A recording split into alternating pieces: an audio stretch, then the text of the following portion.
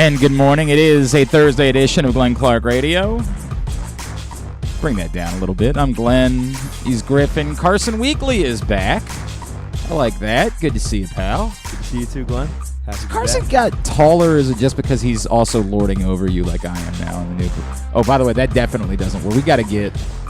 Oh, my God. We got to find a box or something to put that on top of. Carson, find something that you can put that microphone on top of, because that's insane. Got to do better.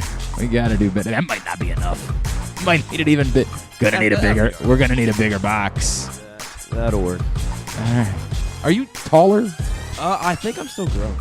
Really? Yeah, well, that's what the doctor said. Jesus, how tall are you? Like 6 foot, and but I've put on like a half inch since college. So.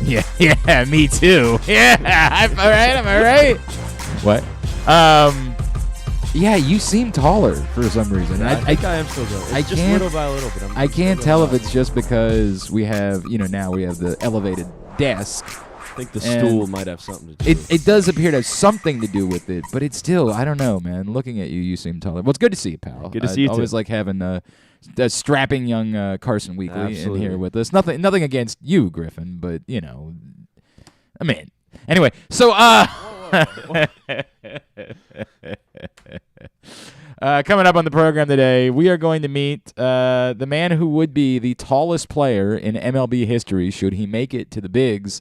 Orioles draft pick Jared Beck, whose story is fascinating, by the way. Not only is he 7 feet tall, and there's only so many questions you can ask a guy about being tall, like, hey, how'd you get tall? What's that like? Like, there's a limit to how many things you can ask about that. He was at Illinois State. He transferred out of Illinois State. He joined the Savannah Bananas, which, if you don't know about the Savannah Bananas, they're basically the Harlem Globetrotters of baseball. And apparently, in an interview, he said that's where he found his passion for competing again, with a team that's not really competing. They're putting on a show. And then he ended up at this college called St. Leo down in Florida, and now he's trying to find his way through to the major leagues. Fascinating story. By far, I say by far he's not by far the most. Jackson Holliday is by far the most interesting of the Orioles draft picks because he was the one that went 1-1. He's Jackson Holliday. Nolan McLean's interesting because he's a two-way player, and we'll see if the Orioles end up using him as such. But I don't know. Of all of them, I found Jared Beck to be quite fascinating. Like, just super fascinating. So we will chat with him here a little bit. We'll preview the second half of the season with Nathan Ruiz from the Baltimore Sun. That's coming up a bit later. And then a topic I want to get into today, today's Think Tank, which is brought to you by the FanDuel Sportsbook at Live Casino and Hotel. Baseball gets back underway tonight. Orioles get back underway tomorrow. Every game, every night, the place to be, to watch and bet is the FanDuel Sportsbook at Live Casino and Hotel.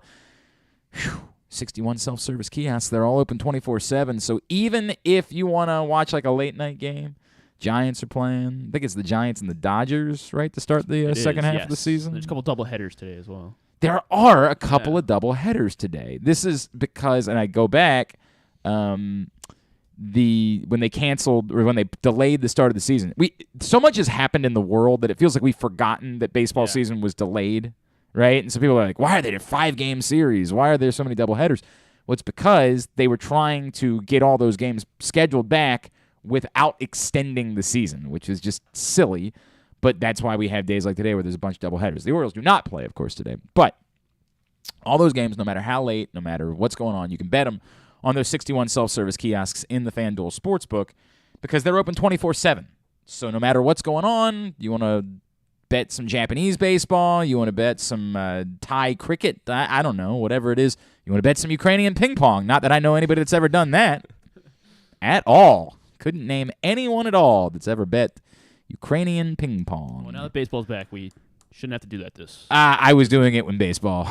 Yeah. I had a hot streak. It all went south quickly. But you can bet it all in the FanDuel Sportsbook. One thing, at right at the beginning of COVID. Hang on, let me finish the read. This is a quick lesson. Okay. Let me finish that line in the read, and then I want you to jump right back in, all right? Let's see. Experiment here.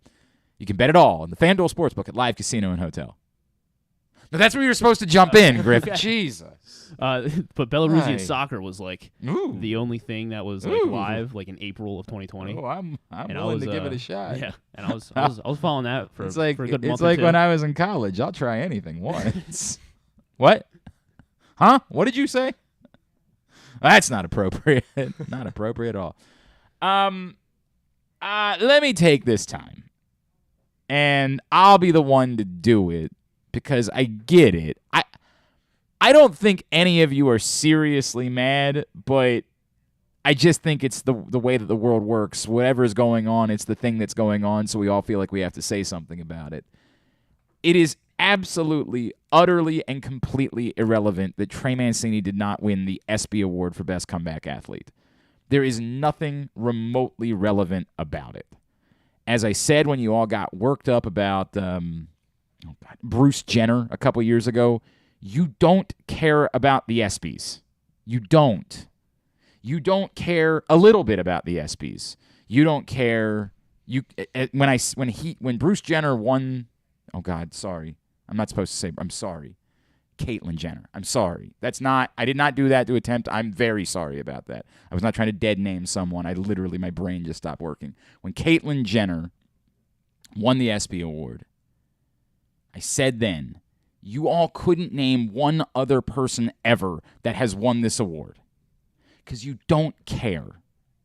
You're getting worked up about something because you want to get worked up about something. You don't actually care.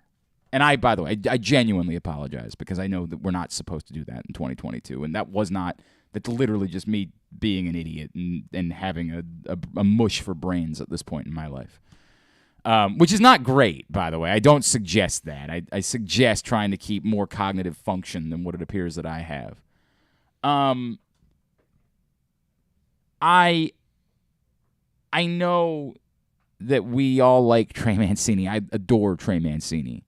And because the ESPYs were going on last night, it's us wanting to feel pretty. We want to see our guy on national TV, on the only thing that anybody's watching, the only thing that's going on. We want to see our guy get some love. We want that for our guy because it makes us feel pretty.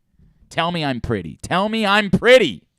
Carson, tell me I'm pretty. Glenn, you're gorgeous. Thank you. Means a lot. Love the hat. Thank you. That's how we operate as a society. To be abundantly clear, we similarly could not name a single other athlete who has ever won Best Comeback Athlete at the ESPY Awards. With your life on the line. Because we don't care. This isn't the Heisman Trophy. This isn't relevant. It's a dumb TV show that they put on because there's nothing else to do. I didn't even think that Trey Mancini would go. So I think it's neat that he went. I think that's cool that Trey Mancini got to go have a moment where he got to hang out and, rub elbows with some of the biggest stars in all of sports, and probably a couple of them know about his story. And there was probably a moment or two for him last night where it was really neat, where they said, hey, dude, really inspired by your story. And he was like, holy crap, you know who I am? Like, I bet that was really cool for him. Stan and I had a conversation yesterday. I was like, why would Trey Mancini go to the ESPYs? Like, he's got baseball to play in 2 days. He clearly thought it was a cool event and wanted to be there, and that's neat for him, and I'm happy for him that he had that. Who wins the award could not be any less relevant. They're not real. I don't even know how they're decided. I know there's like a fan vote for these things, and by the way, if that's how they're completely decided, who do you think is going to win, Trey Mancini or Klay Thompson? Come on, man. We love Trey Mancini here. But the average person in the country is way more cognizant of Klay Thompson than they are of Trey Mancini. I'm not sure if you're aware. One of them's won 4 NBA titles. And we love Trey. And I love Trey. And I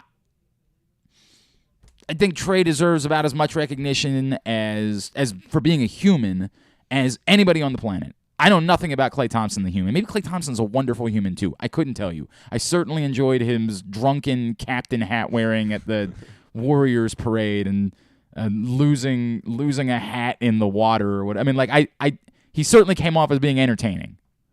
I couldn't tell you what kind of human he is. I don't know. I'm going to guess Trey Mancini's a better human because Trey Mancini's a better human than just about everybody I've ever met. He's an incredible human being. But trying to feign some sort of outrage about an ESPY award speaks to how much we have dumbed down our society. The response to who wins an ESPY award is, who effing cares? Thought it was a neat thing that they did for Dick Vitale. To be full disclosure, I most certainly did not sit down and watch the ESPY awards last night. I also realized, you know what I mentioned yesterday? I mentioned What We Do in the Shadows. I got to watch The Bear on FX. Everybody is raving about The Bear. It's about like a restaurant. You know what I'm talking about? Oh, I saw the first episode. It's good. Everybody's raving about that show. I have to watch Chicago, that show. that Yeah, one? Yeah, it's I have good. to watch that show. The first episode's a little confusing, but it like starts to make sense after. What do you mean confusing? Like, you there's don't, just you a don't whole- know if there's they're a- in a restaurant or No, not? like there's just kind of a lot going on. and I there's a think lot we of need to bring characters. Carson down slightly, just slightly, Griffin. I think we need to bring him down just a bit. Go ahead. There's just a lot going on. There's a lot of characters, but like it starts to make sense as like the second and third Okay. episodes roll on. I But thought you said it's you only good. watched the first episode. I said I saw the first. I mean, I was saying like you need to see the first episode. Like I saw the first episode and it was. Really But then you good. just said that it starts to come. I'm confused. Did you watch more than one episode or not? I watched like the first 3. Okay, all right. I'm more than a little confused about what just happened here. But No, I was the saying point like, is I wanna was watch saying The like Bear. you're gonna watch the all right, first all right. episode. I and do then- want to watch The Bear. That's It's- on. it's good, That's on my yes. list. I want to watch Recommend. I want to watch The Bear. I don't know what just happened there, It's like kind of a. but I We're feel off to like kind of like a bumpy. feel like we're gonna be start. all right. It's off to a I bumpy feel like we're gonna start be here. all right. New studio. So, I mean, he did say he watched the first episode, right? I'm not Yeah, crazy. Yeah. No, I did say that. You did say So that. It Absolutely. kind of implied that you stopped after. Yes. The first episode. Oh, That's yeah, the- I- that was the. Yeah, that was Yeah, what sorry, that was. messed with me. Yeah. Is you said I watched the first episode and then started to tell me about the other episodes. Yeah, I did. It did imply that. I feel like maybe you would have said I started watching that, or I've watched a few episodes. Yeah, I should have said something that. along those lines. Yeah. I'm not mad. I want to make sure when the newspaper quotes me, I'm not mad. Okay. I don't think they're gonna I'm quote. I think not- they're gonna quote Bruce Jenner. I'm I not. don't think they're Oh, gonna quote that. stop. Don't. We're not dead naming him anymore. We're not doing that. It's Caitlyn Jenner. That's the way it goes. Whatever you have, whatever feelings you want to have, that's the societal approach that we're taking in 2022. Oh, I agree. Is that we don't dead name someone. So I apologize again. That was a mistake. I'm sorry. I screwed up. My brain is mush. It was not an attempt that I was making there. I'm very sorry. Trust me, the number of times that there's a very simple word that I can't come up with, I am very concerned about my cognitive functions at this point. They're going to have to put me in a home before I'm 50.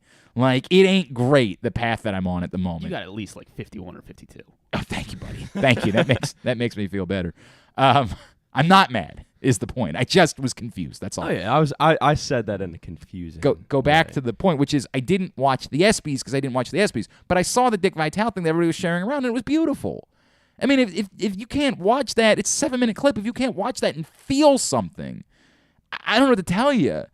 Dick Vitale has been a part of my life for as long as I can remember. And yes, like all other Maryland fans, we all hated Dick Vitale once upon a time. But we also understand that there's a real world that exists, and our dumb, he loves Duke, whatever philosophy isn't how the real world works. Dick Vitale loves college basketball, and that passion for college basketball has been evident since the first time I ever saw him on television, and Dick Vitale has been a ubiquitous part of my sports viewing life. Ubiquitous. He's always been there. He's part of the furniture, man.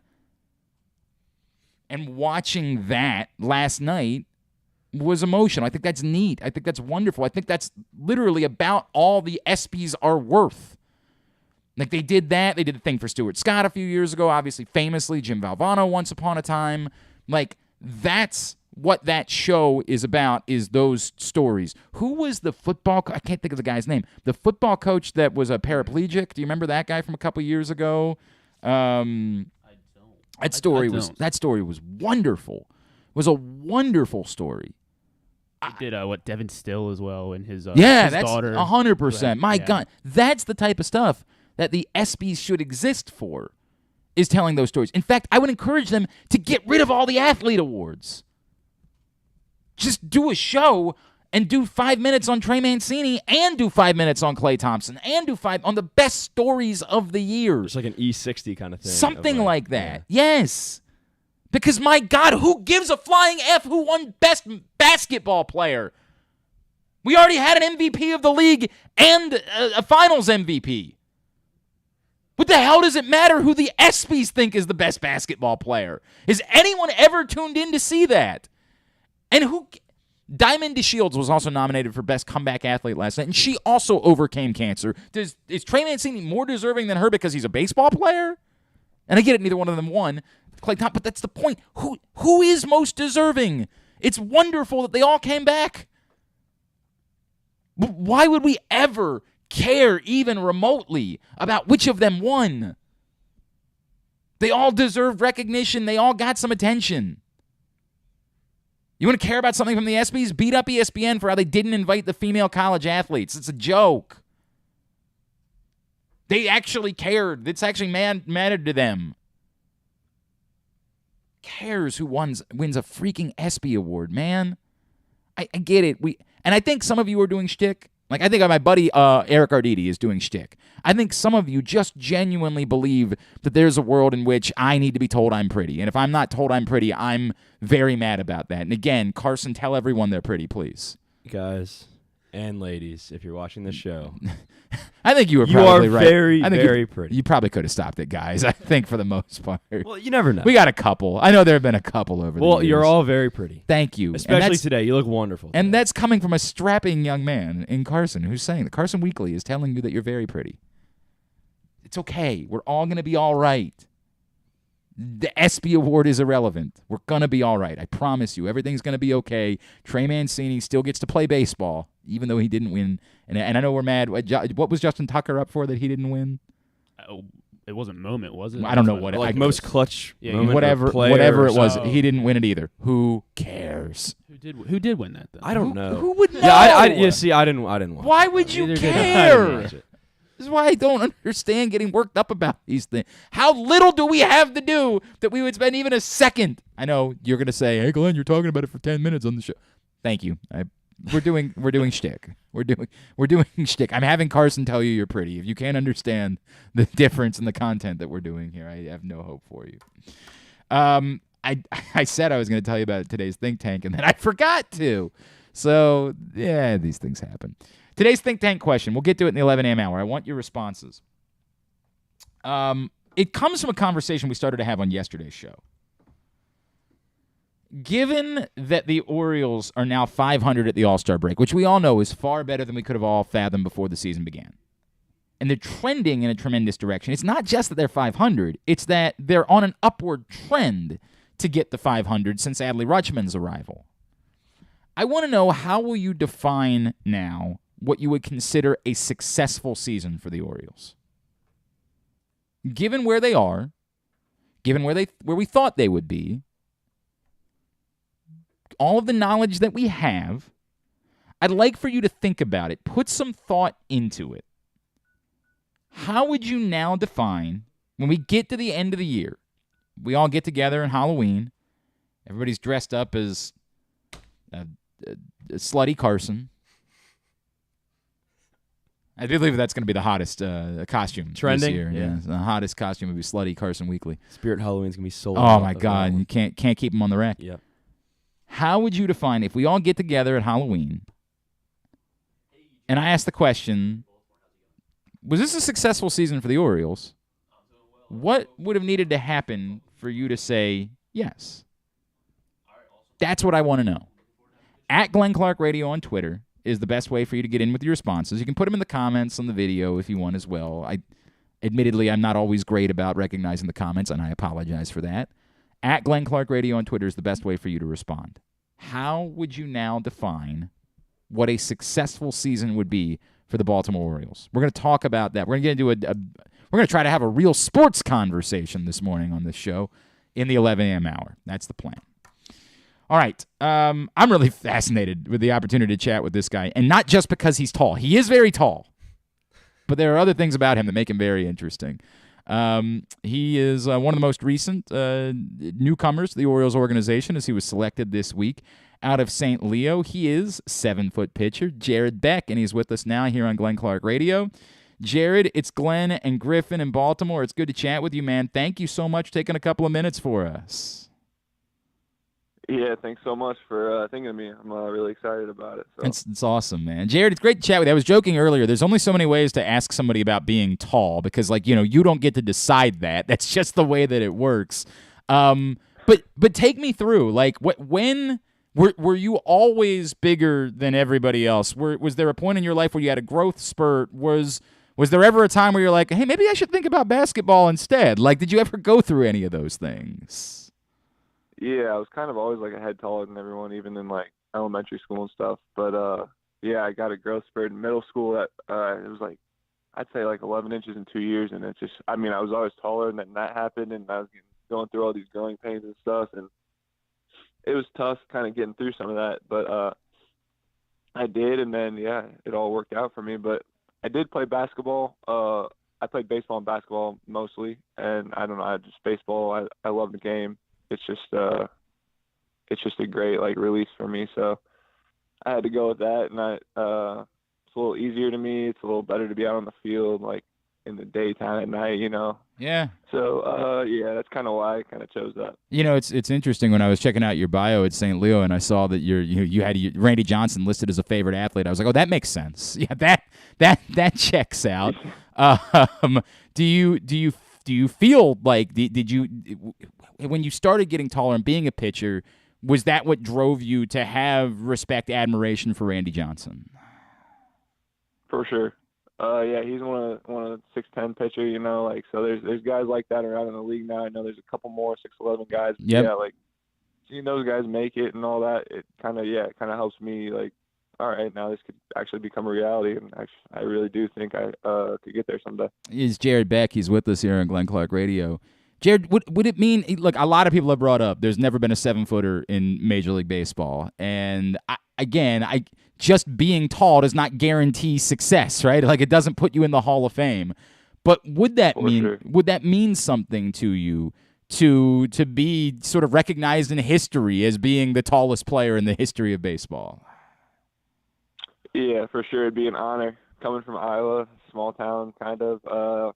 Yeah, you don't get a lot of recognition all the time, but yeah, it's been kind of crazy lately. I imagine that's about my height for sure. Jared Beck is with us. So Jared, take me back. You said something about baseball being a release for you. Tell me a little bit more about that. What was it that developed that love of the sport? And when you say a release, is it something that just throwing a baseball sets off for you, or this is what I'm supposed to do, this is what I'm meant to do? I'd say so. I think any part of baseball, just training, the lifting stuff, yeah, throwing, just playing catch, I think all that is it's so great. And now that it's my job, I'm just that's even better, I get to go out and do what I love. So yeah, it's one of the best things in my life, honestly. And yeah, it's just kind of, just when I was even younger age, when I was going through school and stuff, and then I'd be after school, I'd get to go to play some baseball games with my friends and stuff like that, or even out in the backyard playing with my friends. It was always had fun times doing it. So that's awesome. That's awesome, man. What's the fastest you've ever thrown a baseball? I think I was clocked up to 95, just I think for one pitch this year. Okay. Against Tampa. Do you feel consistently, what are you sitting at, and do you feel like there's still more? I think a lot of people would point out, hey, given your size, you should be able to hurl. Do you feel like there's even more that with the right training around the right people that maybe you could throw even faster than that? Oh, for sure. I think I'm usually, this year I was sitting around 89, 91, 92 area, touching some 3s and 4s, but yeah, just I think with what I got now and kind of my base that I've made for myself and with the others that help me around me, I think, yeah, there's so much more room to grow. That's cool. And I'm still kind of growing into my body, and there's so much more that I can do to mature in my body and all that. So I think just that would help. But yeah, if I get to in the Orioles organization and they can help me with the player development stuff, I think I could be maybe scraping some hundreds once in a while. We like the sounds of that. We like the sounds of that, yeah. Man. That sounds pretty good to us. All right, so we got to get to it. the Savannah Bananas, man. Tell me about how that happened and what that experience was like for you. They are one of the most fascinating things that exist within all of sports. Oh yeah. So yeah, I was planning on going to the Northwoods League, and that ended up not working out. So my one of the assistant coaches at St. Leo's, name's Josiah Hassong. He kind of hooked me up. He knew one of the coaches there. He's like, hey, we got this lefty that needs to throw. And I was on a temp for the first 2 weeks because they really didn't know how to shake out. And then I kind of proved myself there, and kind of came into a pretty good role as like a mid-relief guy, a couple inning guy, and kind of ran with that. And I don't know, it was a great experience. Like, I didn't expect anything like that in my life to ever do that. I've heard about them prior to that, like a couple years, and I was like, it'd be pretty cool to play for them, but I never thought I'd actually get the chance. Okay, so were you like doing all of the show? Like, were you doing all the entertainment stuff too? Yeah, like mostly everybody does that, but the pitchers kind of get the load of it because the pitchers will be sitting not playing the whole time, because there's a bunch of them. But so we do all like the dances, the goofy stuff, the interacting with the crowd, which it doesn't get old, but I don't know. I think it's really good to do.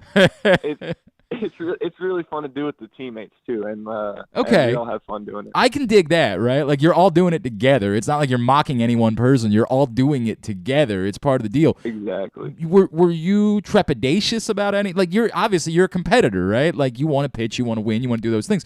Were you trepidatious about all of that, or were you like, hell yeah, man! Like, I want to put on a show for people. Part of me, so like the day before I was supposed to go down, I called my coach and I was like, hey, I don't know if I want to go down anymore. This might be too much for me. I really did. And he's like, no, you're going, you're going to do it. And I'm like, and he's like, you're going to be great. And I went down there and I loved it. Like, instantly I loved it. That's cool, man. And I embraced it. I thought it was great. That's really cool that you genuinely enjoyed it, that it wasn't just like you were sentenced to doing it and you were like, the first chance I have to get out, I'm going to get out. What was like your favorite stunt that you did during your time with the Bananas? I think off the top of my head, I think a funny one, we'd stand up in the crowd and there'd be a guy in the field and he'd like have like these like parachute pants on and we'd just be throwing bananas in his pants and he'd try to catch them. That's a pretty funny one. We need more of that in baseball. We gotta bring that to other, like that's the type of thing that doesn't just need to exist with the Savannah Bananas, right? Like, there's no reason why when you show up at Aberdeen or Delmarva or one of these affiliates that you're gonna show up at, that we couldn't do something like that in baseball. Man, that's awesome. That'd be hilarious. That's a 10.5. In fact, I feel like you could almost make it into a game where like you could pick somebody from the crowd and they get to put the parachute pants on, and then they get to compete to see like how many bananas they catch or something like. We gotta talk to some people. Yeah, that's kind of what it was. Like, we picked some random person in the crowd, and we're up in the crowd like running around in the fan sections and stuff. And it was cool. It was me and the owner. Like, it's the owner and like another player does it all the time. It's kind of fun. That's awesome, man. I love that, dude. I love the fact that you loved it too, by the way, because I am obsessed with it is a life goal of mine to get to a game, right? Because it's such. Oh yeah. But like, they're sold out every night, right? Like, there's never a seat available. Yeah. Mm-hmm. I'm so. It is always a packed crowd. It really is. It's awesome. I read somewhere that it like inspired your passion for baseball more, your time. And I don't remember what the exact quote was, and I apologize if I'm misquoting and you can correct me. But like, I read somewhere that you found more of a passion and a love for baseball being around that. Is that true?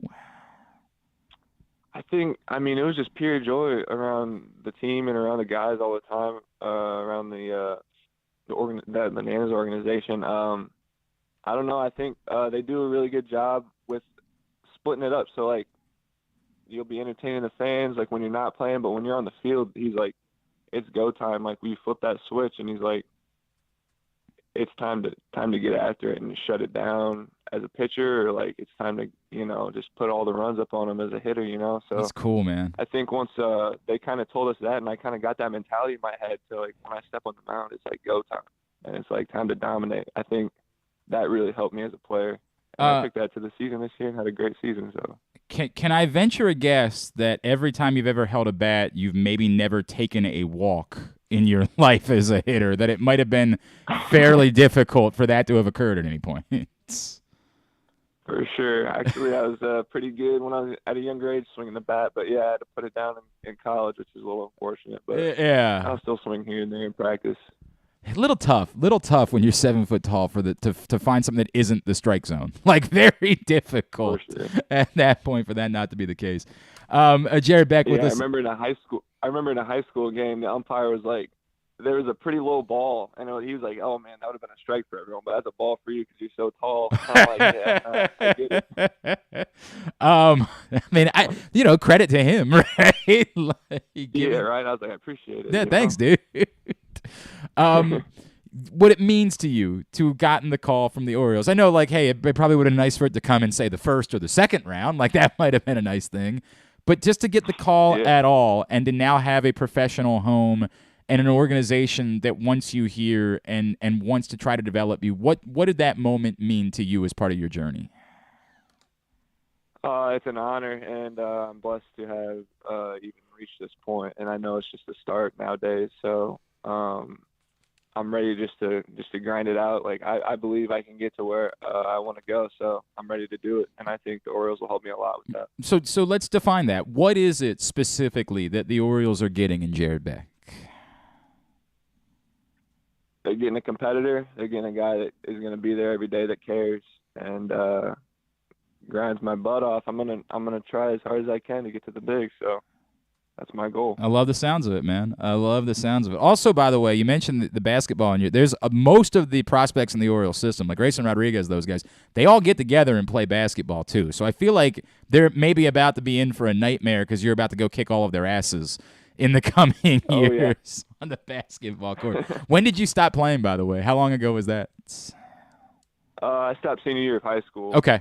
Just because you knew you had to focus. To a JUCO to play baseball. Yeah, I just focused on baseball. Yeah, but it's hard doing that because there was a point in time where I thought I wanted to play basketball in college, and then I just out of nowhere kind of chose baseball. So I don't know. It's good to still like have those pickup games with the kids on my team and stuff. That's cool. I'd play with a couple kids. There's a 6'9" kid on my team this year, and so we kind of battled it out here and there. So.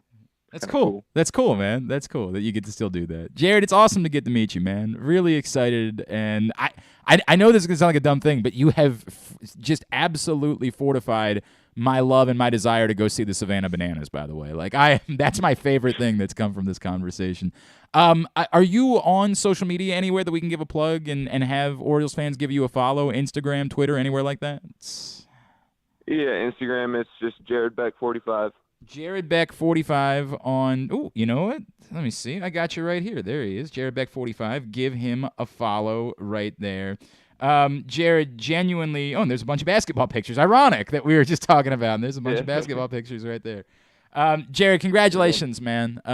Really very cool. And looking forward to getting to know you as you report to one of these affiliates. And we're going to be following and monitoring and staying in touch as you make your way through this Orioles system. We can't wait to one day see you set a new record for the tallest player in the history of baseball right here in Baltimore. Thank you for taking the time for us this morning. Yeah, thank you very much. It's Jared Beck, new Baltimore Orioles draft pick. And, dude, how much fun does that sound, him describing the Savannah Bananas? It's good for baseball. Dude, really it's is. so good for baseball. Because, baseball always gets knocked as like, oh, it's the old person sport, and they don't make any effort to make it fun. Right. Stuff like that is definitely moving us in the right direction. I said, we did a Would You Rather Wednesday scenario a few months back where it was like, would you rather get I think I said like a WNBA team, something for the arena, like a new, I don't know what it was, maybe an indoor lacrosse team, or would you rather like the Frederick Keys become the Washington Generals to the Savannah Bananas? Right. And like get to host. I'm like, dude, that sounds that'd be amazing. Yeah, and like for someone's God, it would be incredible. Maybe if someone wasn't as much into baseball and they were trying to get into it for your as kids. a first game or for your kids or something like that. Yeah, dude, my kids. It's engaging. It's fun. They would lose their minds seeing something like that.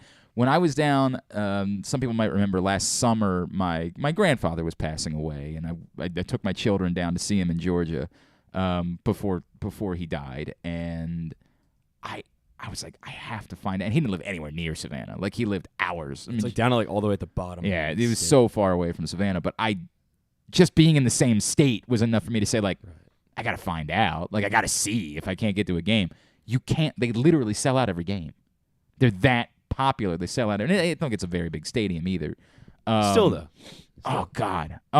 And I know they did a little bit of touring this year, but like mostly in the southeast. They kind of go just around that area. Yeah, like Montgomery and places like that. Oh, I would love. We can throw this on a Would You Rather Wednesday. Would you rather be for one game a Savannah Bananas player or a Globetrotters player for one game? I mean, I think it depends on what your skill set is. I couldn't do. I guess we're assuming that you're good at whatever you're good at. Well, like I think anybody could go stand in right field. That's true. That's for a game. You know what I mean? Like, yeah. And you're not going to be good, but you can at least stand there and make an attempt. Whereas I know what would happen. Like the Harlem Globetrotters are all college basketball players. They're all guys that were they can all like, dunk and yes, 100%. I don't have the skills necessary in order to be out there with those guys. It would be embarrassing. And you're one of 5. Like there's only 5 guys on the floor. If one of them can't do it.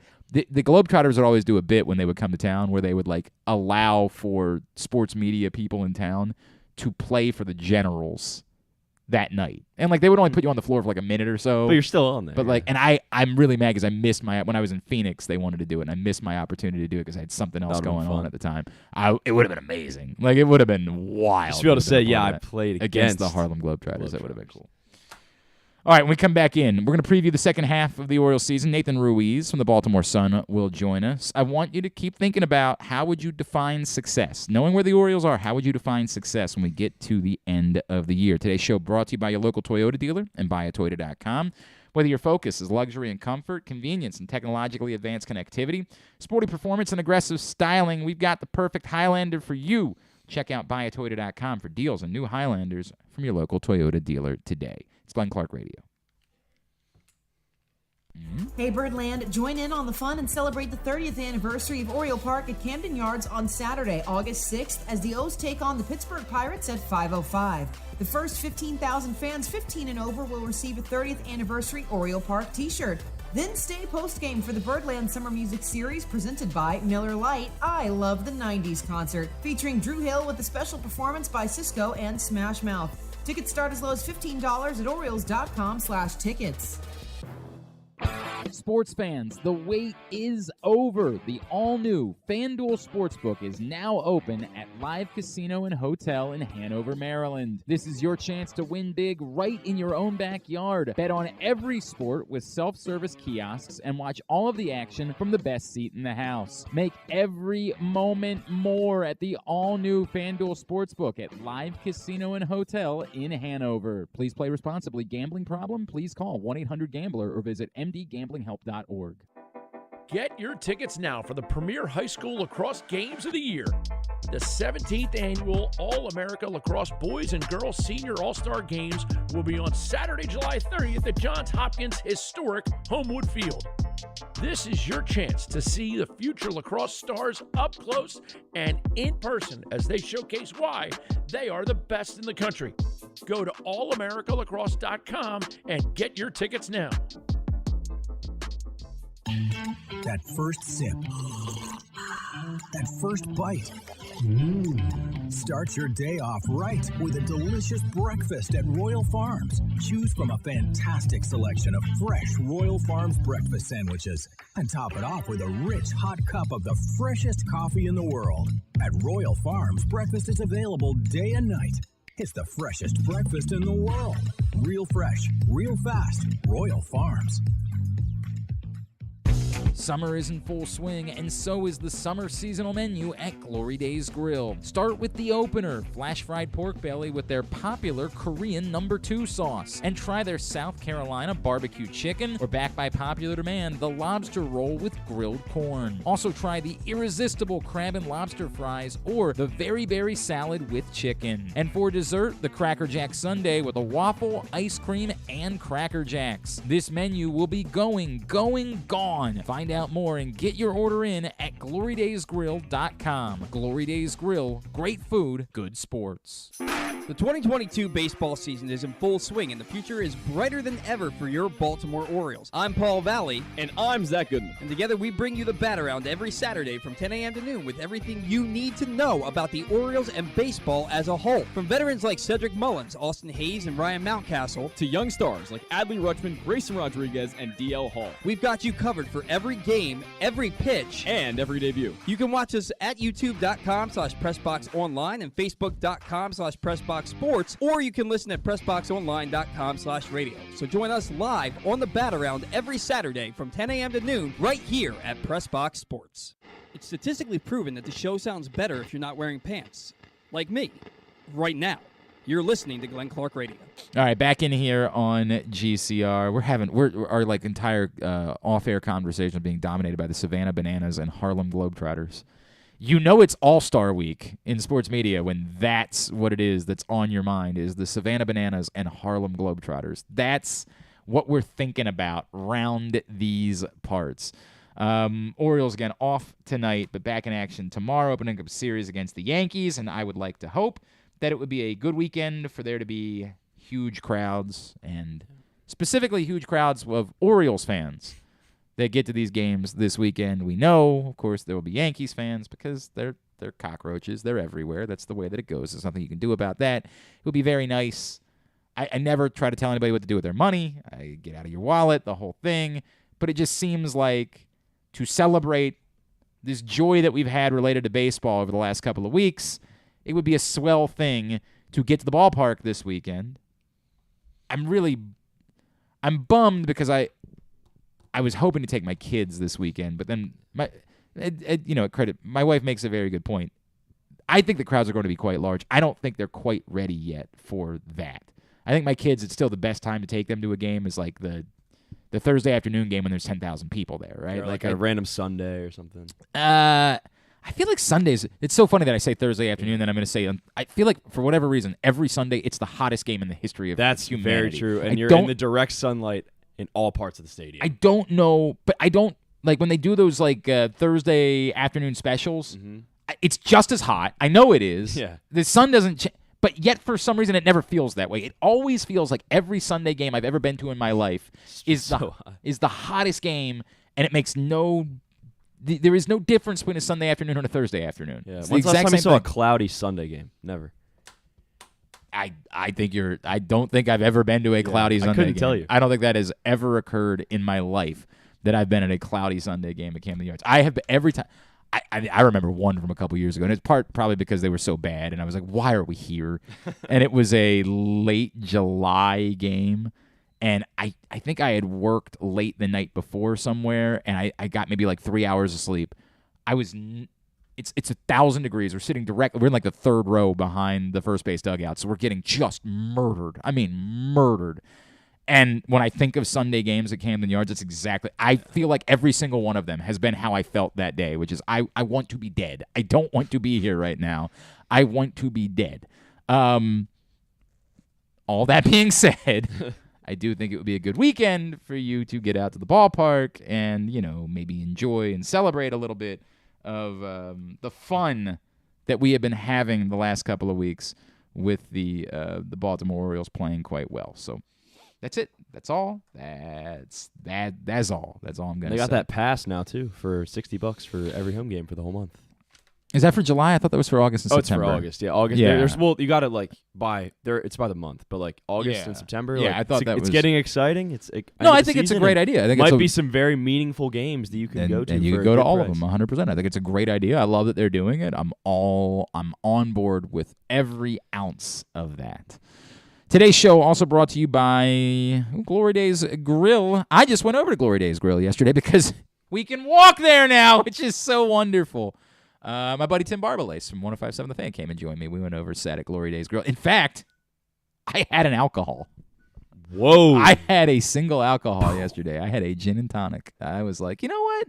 I'm going to have one, and it'll be my alcohol for the year. That'll be what I consume.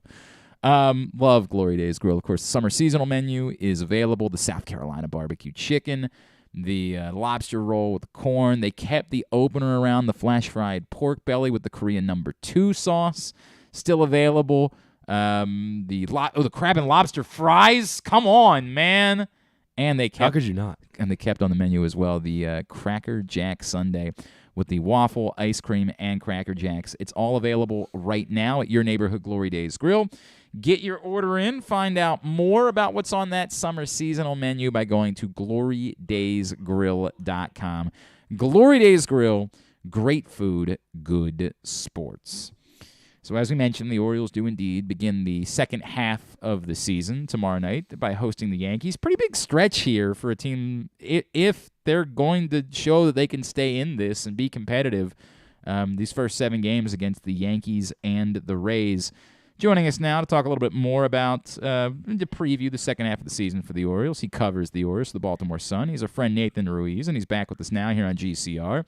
Nathan, it's Glenn. It's good to chat with you, man. Thank you for taking a couple of minutes for us.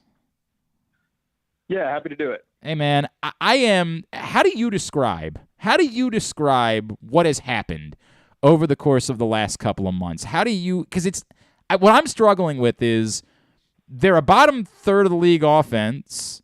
Their pitching staff on paper, I know it's been really good in practicality, but it's hard to fathom that this can continue. How has this happened that the Orioles have played like this since Adley Rutschman's arrival? Yeah, I think it is a lot of disbelief on my end. I've covered this team since 2019, so I kind of came in. Obviously, I had the fortune, I guess, of missing the 2018 season, but I've kind of I have the perspective of watching this team during its rebuilding period and not so much getting to see firsthand, the success they had from 2012 to 2016. So that era of Orioles baseball has kind of been all I really know in terms of being around it. And so I'm kind of just like perpetually waiting for the wheels to fall off of things. And I thought that might have happened in Minnesota earlier this month. Jorge Lopez blows 2 consecutive saves. They get walked off against the Twins. I thought, okay, here we go. And then all of a sudden they win 10 games in a row. So I think it speaks to them. This is a different team. A lot of people have talked, you mentioned the pitching. A lot of people have talked how much better the pitching is. The pitching staff is basically completely remade. Like Dylan Tate's the only reliever who was a primary reliever for them a year ago. So it's not as if guys are necessarily getting better. They have a bunch of different guys out there. Jorge Lopez was a middling starter a year ago, and Felix Bautista was climbing up their minor league system, and Brian Baker, Joey Crable, Cionel Perez, they were in different organizations. Right. So it's a group of guys who it's a completely remade pitching staff. And I do think, to your point, like we talked a lot about how these are a bunch of waiver claim guys and who on paper aren't maybe, the success is a surprise. And so I think there is an element of that where there has been a lot of, good breaks. These guys are overperforming, but that's our perception. Maybe this is just who these guys are. Maybe the Orioles, as they cycle through waiver claim after waiver claim after waiver claim over the last few years, maybe they figured something out. Maybe they say, this is what we need. This is the kind of guys we need to target, and this is how we can make them successful. On the offensive side, like to your point, they're not necessarily – there's no one really tearing the cover off the ball. Obviously, Adley Rutschman hasn't come up and been the savior maybe that everyone expected him to be, which how could he be? But obviously they've played better. Ryan Mountcastle's hit the ball really well over the last couple of months. But if you kind of look across the board, there's no one who's having a Cedric Mullins-esque 2021 breakout season. But just really across the board, these guys have OPSs between, 750 and 800. Obviously, the bottom of the lineup has had some struggles, but you're still getting, out of that group of guys, Ramon Arias has come back and really turned it around. Rougned Odor is kind of credited as being their glue guy in that dugout and in that clubhouse. And Jorge Mateo has been incredible defensively. So really every guy is making some form of contribution. There's no one who's necessarily, blown things away and being one of the best players in baseball. And we see that reflected in kind of all-star selections. But it's kind of a much more collective performance than we've seen from any of the past 2 teams. It's a strange thing, right, Nathan, because the question from a lot of people is, well, can they keep this up? Or is there a bizarro world where they really could compete to be in the playoff race and things like that? And it's easy for me to say, hey, that's unlikely, and that's what I keep coming back to is I think that's unlikely. But there is a couple of things you just alluded to. There is this weird thing where I do actually think they could probably get more from some of their position players than they've gotten. And we've seen Adley Rutschman trend up as a hitter in the last couple of weeks. And I think it's unlikely, but I don't know that they can't because I actually think they could probably be better, at least offensively, than what they've been so far. Yeah, there are definitely steps forward to be taken. Obviously they haven't, like I mentioned, gotten a ton of production from the bottom of the order. And, Ramon Arias is a guy who, since he's been healthy, has been a really good producer. They obviously have, Taron Vavra and Jordan Westberg and Gunnar Henderson kind of waiting in the wings of AAA. You've got D.L. Hall there as well. They can add to this team without necessarily being buyers at the trade deadline just by virtue of making a few different replacements with prospects for some of these guys who are maybe underperforming in other spots. But there are steps to be taken. Now, I think the big thing to remember is this is a team in the American League East. They are a 500 club, and they're still in last in the division. All 4 other teams in the division, there's no question. Like, I don't think with any of the other fan bases, there's talk of, like, are they going to be buyers? Are they going to be sellers? Right. Maybe they're both. Like, I don't think that conversation is happening in Boston, Tampa, Toronto, or New York. Like, those 4 teams are going to be buyers. Those 4 teams are going to look to add and get better. Whereas there are questions of, are the Orioles going to do that? So even if they're maybe competitive right now, the fact they're in this division, the fact they're going to have to be going up against those 4 teams plenty during the second half, and especially this upcoming week, which is probably the most important week of their season in terms of determining how they're going to approach the trade deadline. I think there's just a lot of questions in terms of, can they keep up? And I think that's really what it's going to come down to. I think they can keep playing well. They've obviously been far more competitive than they were over the past 3 years by a massive amount. But it's just a matter of, can they keep up with those 4 big dogs? He is Nathan Ruiz from the Baltimore Sun. He's with us here on Glenn Clark Radio. Nathan, you mentioned, before I get, because we're going to get to the trade deadline, obviously, but just quickly, you mentioned D.L. Hall, you mentioned Gunnar Henderson in particular. Those are the 2 that are the most, significant of the guys that could get calls. Clearly, D.L. Hall, stopping tipping pitches, it seems to be a really good thing because, my God, ever since he said that was the problem, he's been unbelievable. It feels like we're starting to get in the territory of what more. Like, what? It doesn't it feel like we're at the point now where, like, really, how many more times can he go out and just put up insane numbers and not be at the major league level? Yeah, I think we're definitely at that point. You look at his last 4 starts, he struck out half the guys he's faced, like literally 40 out of 80 batters who have taken a bat against D.L. Hall struck out. And so he's a guy who's been on an absolute tear. He's had more starts at AAA than Grayson Rodriguez did before he got hurt. He obviously is a year older than Grayson was, having, been drafted a year earlier. He does have some innings issues because he's had injuries prior to this year. But I am aligned with you in terms of what more do the Orioles need to see, like, especially if they want, especially with how important this week is, like, get him a start this weekend against New York. The Orioles have not announced their rotation yet for what this weekend series is going to be.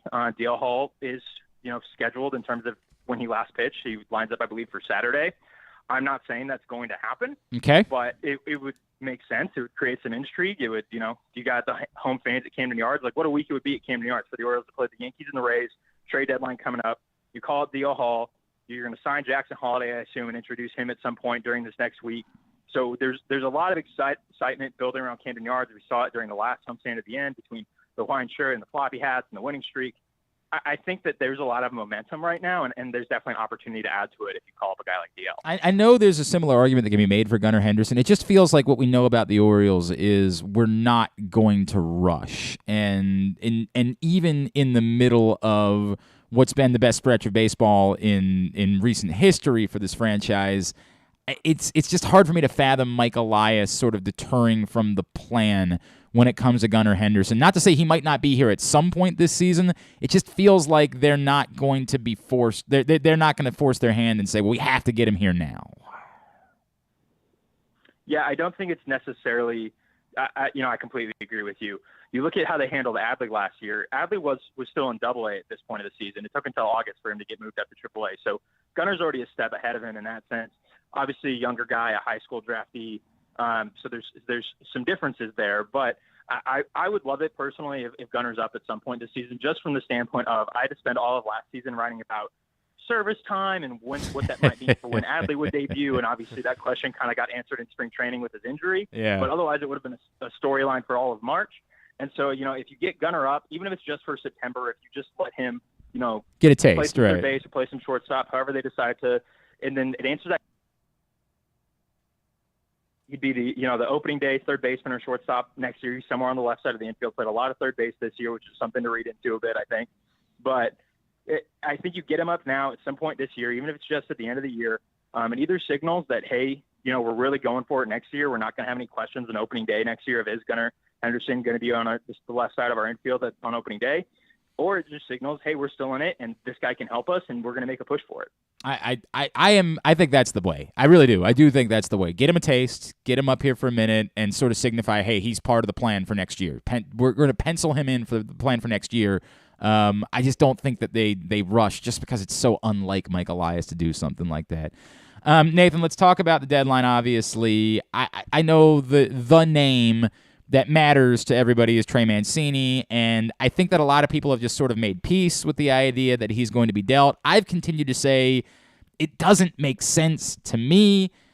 Short of them coming out and going like 0-8 out of this and quickly realizing they're definitely out of it, I just don't think the return for Trey Mancini can be so significant that it's worth waving a white flag in the midst of what is a special stretch of baseball. Not that I think that they're going to compete to do something. I'm just down on trading Trey Mancini for the sake of trading Trey Mancini because I just don't see. Every organization has something like Trey Mancini. It's not that they wouldn't want him. I just think it's got to be a very minimal return that you're getting for him. Yeah, it's obviously a situation where the Orioles, or at least their fan base, values him more than any other organization would, which is understandable. He's kind of the one who's been through all this. He's the last holdover from the 2016 team. Been around for a long time, obviously, an incredible person, an incredible story, overcoming what he overcame. And for him to still be in Baltimore, to see this rebuild through, to be a part of this winning streak, even if he doesn't kind of stick around to see the whole thing through, to see them make the playoffs. I think that he has a real appreciation for, kind of the hands he would be leaving things in terms of Mountcastle, Mullins, Hayes, obviously Adley. I think, you mentioned people being at peace with it. I think that includes Trey. And that's, a mindset that he's kind of developed more so over the past few months than the past couple of years. So obviously, we've had these conversations since 2019 now. But it is a tough situation because you're not going to necessarily get a massive blow-away return. I do think, one consideration to make in this is that there are people who, every time Robinson Chirinos is the starting catcher, are very upset that Adley Rutschman isn't in the lineup. And obviously, part of that is that in putting Adley at DH, you are sitting one of Austin Hayes, Cedric Mullins, Ryan Mountcastle, Anthony Santander, or Trey Mancini. And that's not something that, understandably so, given who they are, that Brandon Hyde doesn't necessarily want to do every time. And so if one of those guys is no longer here, one of those guys being Trey, that opens up at bats for Adley. You're going to open up an opportunity at the major league level potentially for a Kyle Stowers, someone who is kind of guaranteed, these guys who are going to have 5, 6, 7 more years in Baltimore, who are going to be part of things as they uptick. Obviously, there is the PR hit, and that is going to be an element of this, and I'm sure it's something that is going to need to be discussed throughout the coming 2 weeks. But at the same time, there is an understandability to it. You also look at it from Trey's perspective. Trey is, since he's come up, he's been in left field, he's been in right field, he's DH, he's been a part-time first baseman. He's never really gotten the opportunity to be a team's first baseman. The position he played growing up, the position he played coming up the system. And so, obviously, the hope is that, from Trey's perspective, I assume, would be to go to a contender, be a regular first baseman, because he's played really well there. Both him and Ryan Mountcastle have been really strong defensively if you look at, outs above average and things like that. Yep. So, I think, for Trey would deserve the opportunity to be a full-time first baseman and get that opportunity also to maybe play half of his home games at a ballpark that isn't designed to take home runs away from him. And so there's obviously a lot of different factors here. How they play over the next week, like you mentioned, will go a long way in kind of determining what the path is. There's nothing that says they can't kind of do a this and that situation, but yeah, he's definitely the guy, the name to circle and the name to watch. I don't think there's any world in which they're trying to acquire things. I just can't fathom that making sense for this team. But do you think there's a world in which there could be something more dramatic? I mean, I think we all would assume, hey, if they can get something for Jordan Lyles, they'll probably do that because Matt Harvey can pitch his innings at some point. I think there's things that we just kind of all say that makes sense. But there are also people that will say, hey, if somebody's offering you a haul for Austin Hayes, I'm listening. And, that seems dramatic to me, given where we think this team is headed the next couple years. Do you think there could be more dramatic moves that are made than just the guys who are here short term? Yeah, I think anything like that, obviously, again, is a PR hit type of move where it seems like things are trending in the right direction. I think people have started to circle 2023 on their calendars, whereas maybe before it was 2024. There's excitement building, and if you move a guy who is guaranteed to be part of that 2023 team and seem to be someone who is viewed as a core part of that 2023 team, then that puts things in question. Now, obviously, I think there may be some exceptions to that. You look at a guy like Anthony Santander, who is really improved in terms of his walk rates and getting on base and things of that sort, but he just hasn't been the player that he was for 37 games in that 2020 season when he's most valuable Oriole. He just hasn't been that player. And I think, you have enough time since then to have an understanding of that. And even though he has multiple years of control left, there's that. Jorge Lopez, I think, obviously a tremendous story as well. Throwing 99 since he's move to the bullpen, just, a tremendous story. But again, multiple years of control left. He's a reliever. Those type of things are very cyclical. You have a bunch of other guys pitching well. Maybe you just let Felix Bautista become the ninth inning guy. Sure. Maybe give Dylan Tate an opportunity. The way their bullpen is pitched, you have some replacements available to kind of handle that situation. And again, I think there are things where you can kind of move things, but if someone's going to come to you and say, Michael Elias is going to have those conversations. You might see Cedric Mullins' name out there. You might see Austin Hayes' name out there. You might see someone else's name out there who surprises you. But I think at the end of the day, that's just Michael Elias doing his job and having those conversations. The amount it takes for a trade to actually line up and to happen, we talked about it last summer with, Paul Fry and Tanner Scott. Their names are out there a lot. And obviously, those are two situations that went dramatically different directions. Yep. But I think that you just need to pay attention to what happens before August 2nd. What actually happens, whatever's out there rumor-wise and things of that sort. Teams have conversations all the time. They're having conversations now, especially now that the draft's over. Focus is going to shift to that.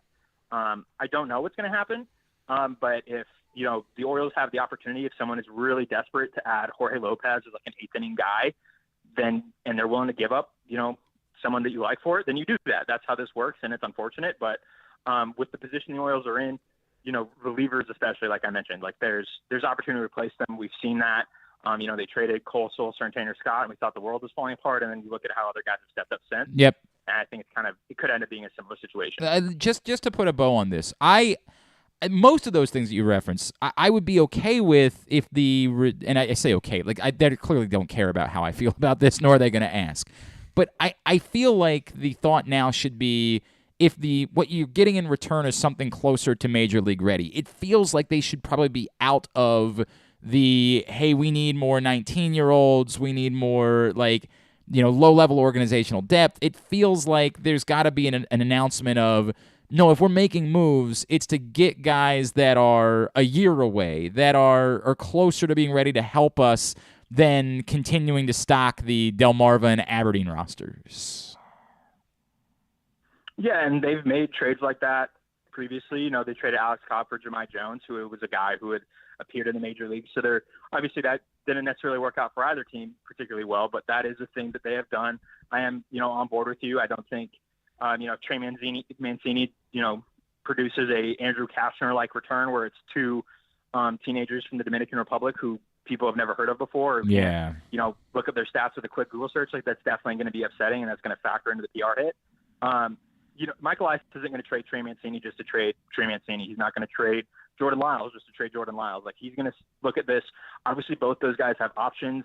Lyles is a club option, so it's a little bit more under control. It's hard to imagine that both Trey's side and the Orioles side are going to agree on that $10 million figure being an accurate assessment of his value, and then that option is going to be picked up, and he's been pretty clear about that since the beginning. But there's no, necessities here in this process. So, Michael Elias has historically, when someone is a pending free agent or is situated as a pending free agent and they are performing well, they've gotten moved. The exception is, kind of a Matt Harvey who had 3 really good starts to start the second half last year and then wasn't moved because the rest of his starts before that weren't very good. He was also dealing with some nagging things that eventually ended his season. And so that's to say, Jordan Lyles, is the exact type of pitcher that contending teams would love to add to the back end of their rotation. Someone who's going to give you 5, 6, 7 innings, protect your bullpen, do it for the boys, as he says here. So I think that he's a guy who makes a lot of sense for any contender just because he's that prototypical type of starter who gets moved. Yep. But I don't think Michael Elias will move him necessarily just because they have to. Yeah, I mean, pitching is the great equalizer, right? It is always an asset. It is always anybody that can do that. There's always value there. Nathan, great stuff, man. I know it's at Nathan S. Ruiz on Twitter. Oh, by the way, how does it feel now to be the second most important Oklahoma State person in all of Baltimore baseball? Did you take a bit of a hit there this week? I think I needed that. I probably, was getting a little too much on my high horse. And so to have Stillwater, Oklahoma represented by Jackson Holiday instead of by me is definitely something I think a step up for the baseball community probably needed. I like that. Baltimore Sun, BaltimoreSun.com. Nathan, really appreciate it, man. Thank you for taking the time for us this morning. Really enjoyed it. Yeah, sure thing, man. Really appreciate it. Nathan Ruiz checking in with us here on GCR. A couple of thoughts in response to all of that. The side of it with Trey Mancini of, hey, well, he deserves to be a first. I guess the question would become, is the team that's trading for him with the idea he's definitely playing first base every day? And I feel like that's the thing that I keep coming back to. Like, who's got that? Right. I feel like the team that's looking to acquire Trey Mancini is the team that's just looking for another bat. Just one more. Wherever we put you, we put you. We just want one more bat in the lineup. I struggle with there being a team that's just going to promise anyone that you're going to play first base. Unless you're insert Jose Abreu, right? Unless you're that type of player, promising someone the first base job. First base typically is the job for the guy that you need to put there because they don't play anywhere else. Unless you're such an overwhelming bat that you demand getting everyday at-bats at first base, I struggle with who the team would be that would be acquiring Trey Mancini to we've been talking so much about the Mets being that team. I don't know if you've heard they've got a first baseman. I'm not saying that to Nathan Ruiz, and I get the point that he's making. I'm saying that more generically. The Mets are not acquiring Trey Mancini to play first base every day. They've got a guy. I think you've heard of him. He's that guy. Pete Alonso is what happens when a team has an everyday first baseman because the bat is so overwhelming that you have to do it. I don't know who the team is that doesn't really have a first baseman that could guarantee first base at bats and playing every day at first base and would give something up that's real to get Trey Mancini. I don't know who that is. And somebody might tell me, maybe Carson, maybe you can think of who that team is. I don't. Yeah, and I don't know either. And I think one other interesting thing is the San Francisco Giants might be sellers at the deadline. We'll see. And that puts Jock Peterson on the market. Now, that's an elite bat against righties who has played first base before. It didn't work out great, but he played a good amount of first base for the Dodgers in his day when he was with the team, and that puts him on the market. And just an interesting thing to think about with does Trey Mancini become the second? He definitely takes a back seat to a guy like Jock Peterson at the deadline. Well, but I keep thinking about all the other teams that have been connected. A lot of people brought up the Phillies with Trey Mancini because they could just be a team that could use one more bat. Sure, you playing Trey Mancini at first base instead of Rhys Hoskins? No. And again, I don't know. This is where I am. I don't follow every other team in baseball the same way. In fact, you can tell that I've the other day I still referred to the trade deadline as being July 31st, forgetting that this year it was going to be on August 2nd. I guess because of the Sunday thing, and they don't want players playing in afternoon games, and they've tried to avoid that, the awkwardness of because like Austin Jackson literally got pulled out of center field. It's happened a lot. He got traded. It's happened a lot. So and I'm guessing the reason being that on the 1st there's probably some afternoon games scheduled because it's a Monday, it's a getaway day. So they decided to move it to Tuesday, so it'd be a day where there'd be no afternoon games scheduled. So there'd be none of that awkwardness of there being baseball games being played. I just utterly forgot about that when we were having that conversation the other day. But I get why it is they're doing it. It was very uncomfortable when the trade deadline would be happening on a day where teams were playing games. It was extraordinarily uncomfortable for everyone. It is far better for it to be on a day where, there's not baseball being played at the moment. Of course, the irony of that being probably somebody will get rained out on the 1st and they'll schedule a game in the afternoon and the 2nd just to screw it all up. Perhaps there is. I don't think it's impossible. There is a team that wouldn't just say, hey, we can give – I don't – the part about this where we talk about doing right by Trey, I don't know what the answer to that is because I know he loves it here. I know he loves the fact that he's getting to compete with these guys right now. The idea of – I think a lot of people forget, the reason why Adam Jones didn't want to be dealt was because he didn't want to go somewhere where he wasn't going to be the everyday center fielder. Because he wanted to make sure he could still get a contract that offseason to play center field every day the following year. And what he feared was if the Orioles dealt him to Philadelphia, he was going to be one of 4 outfielders, and he wasn't going to be seen playing center field every day. And that was going to make him less valuable to get another deal. And as it turns out, he only got 1 more year in Arizona, and that was it. But he did get the opportunity. I think it was real money. I think it was a $10 million deal. He It was still something like that. did get one more chance to go play another season of playing in center field every day. So I don't know what doing right by Trey means, because I think most teams that would be interested in Trey would just be interested in a bat. We would like to add one more bat to our lineup. One more bat that's an option, especially with National League teams having the DH. And I think that Trey would be fine with that. But is that all that different than the scenario that he has here?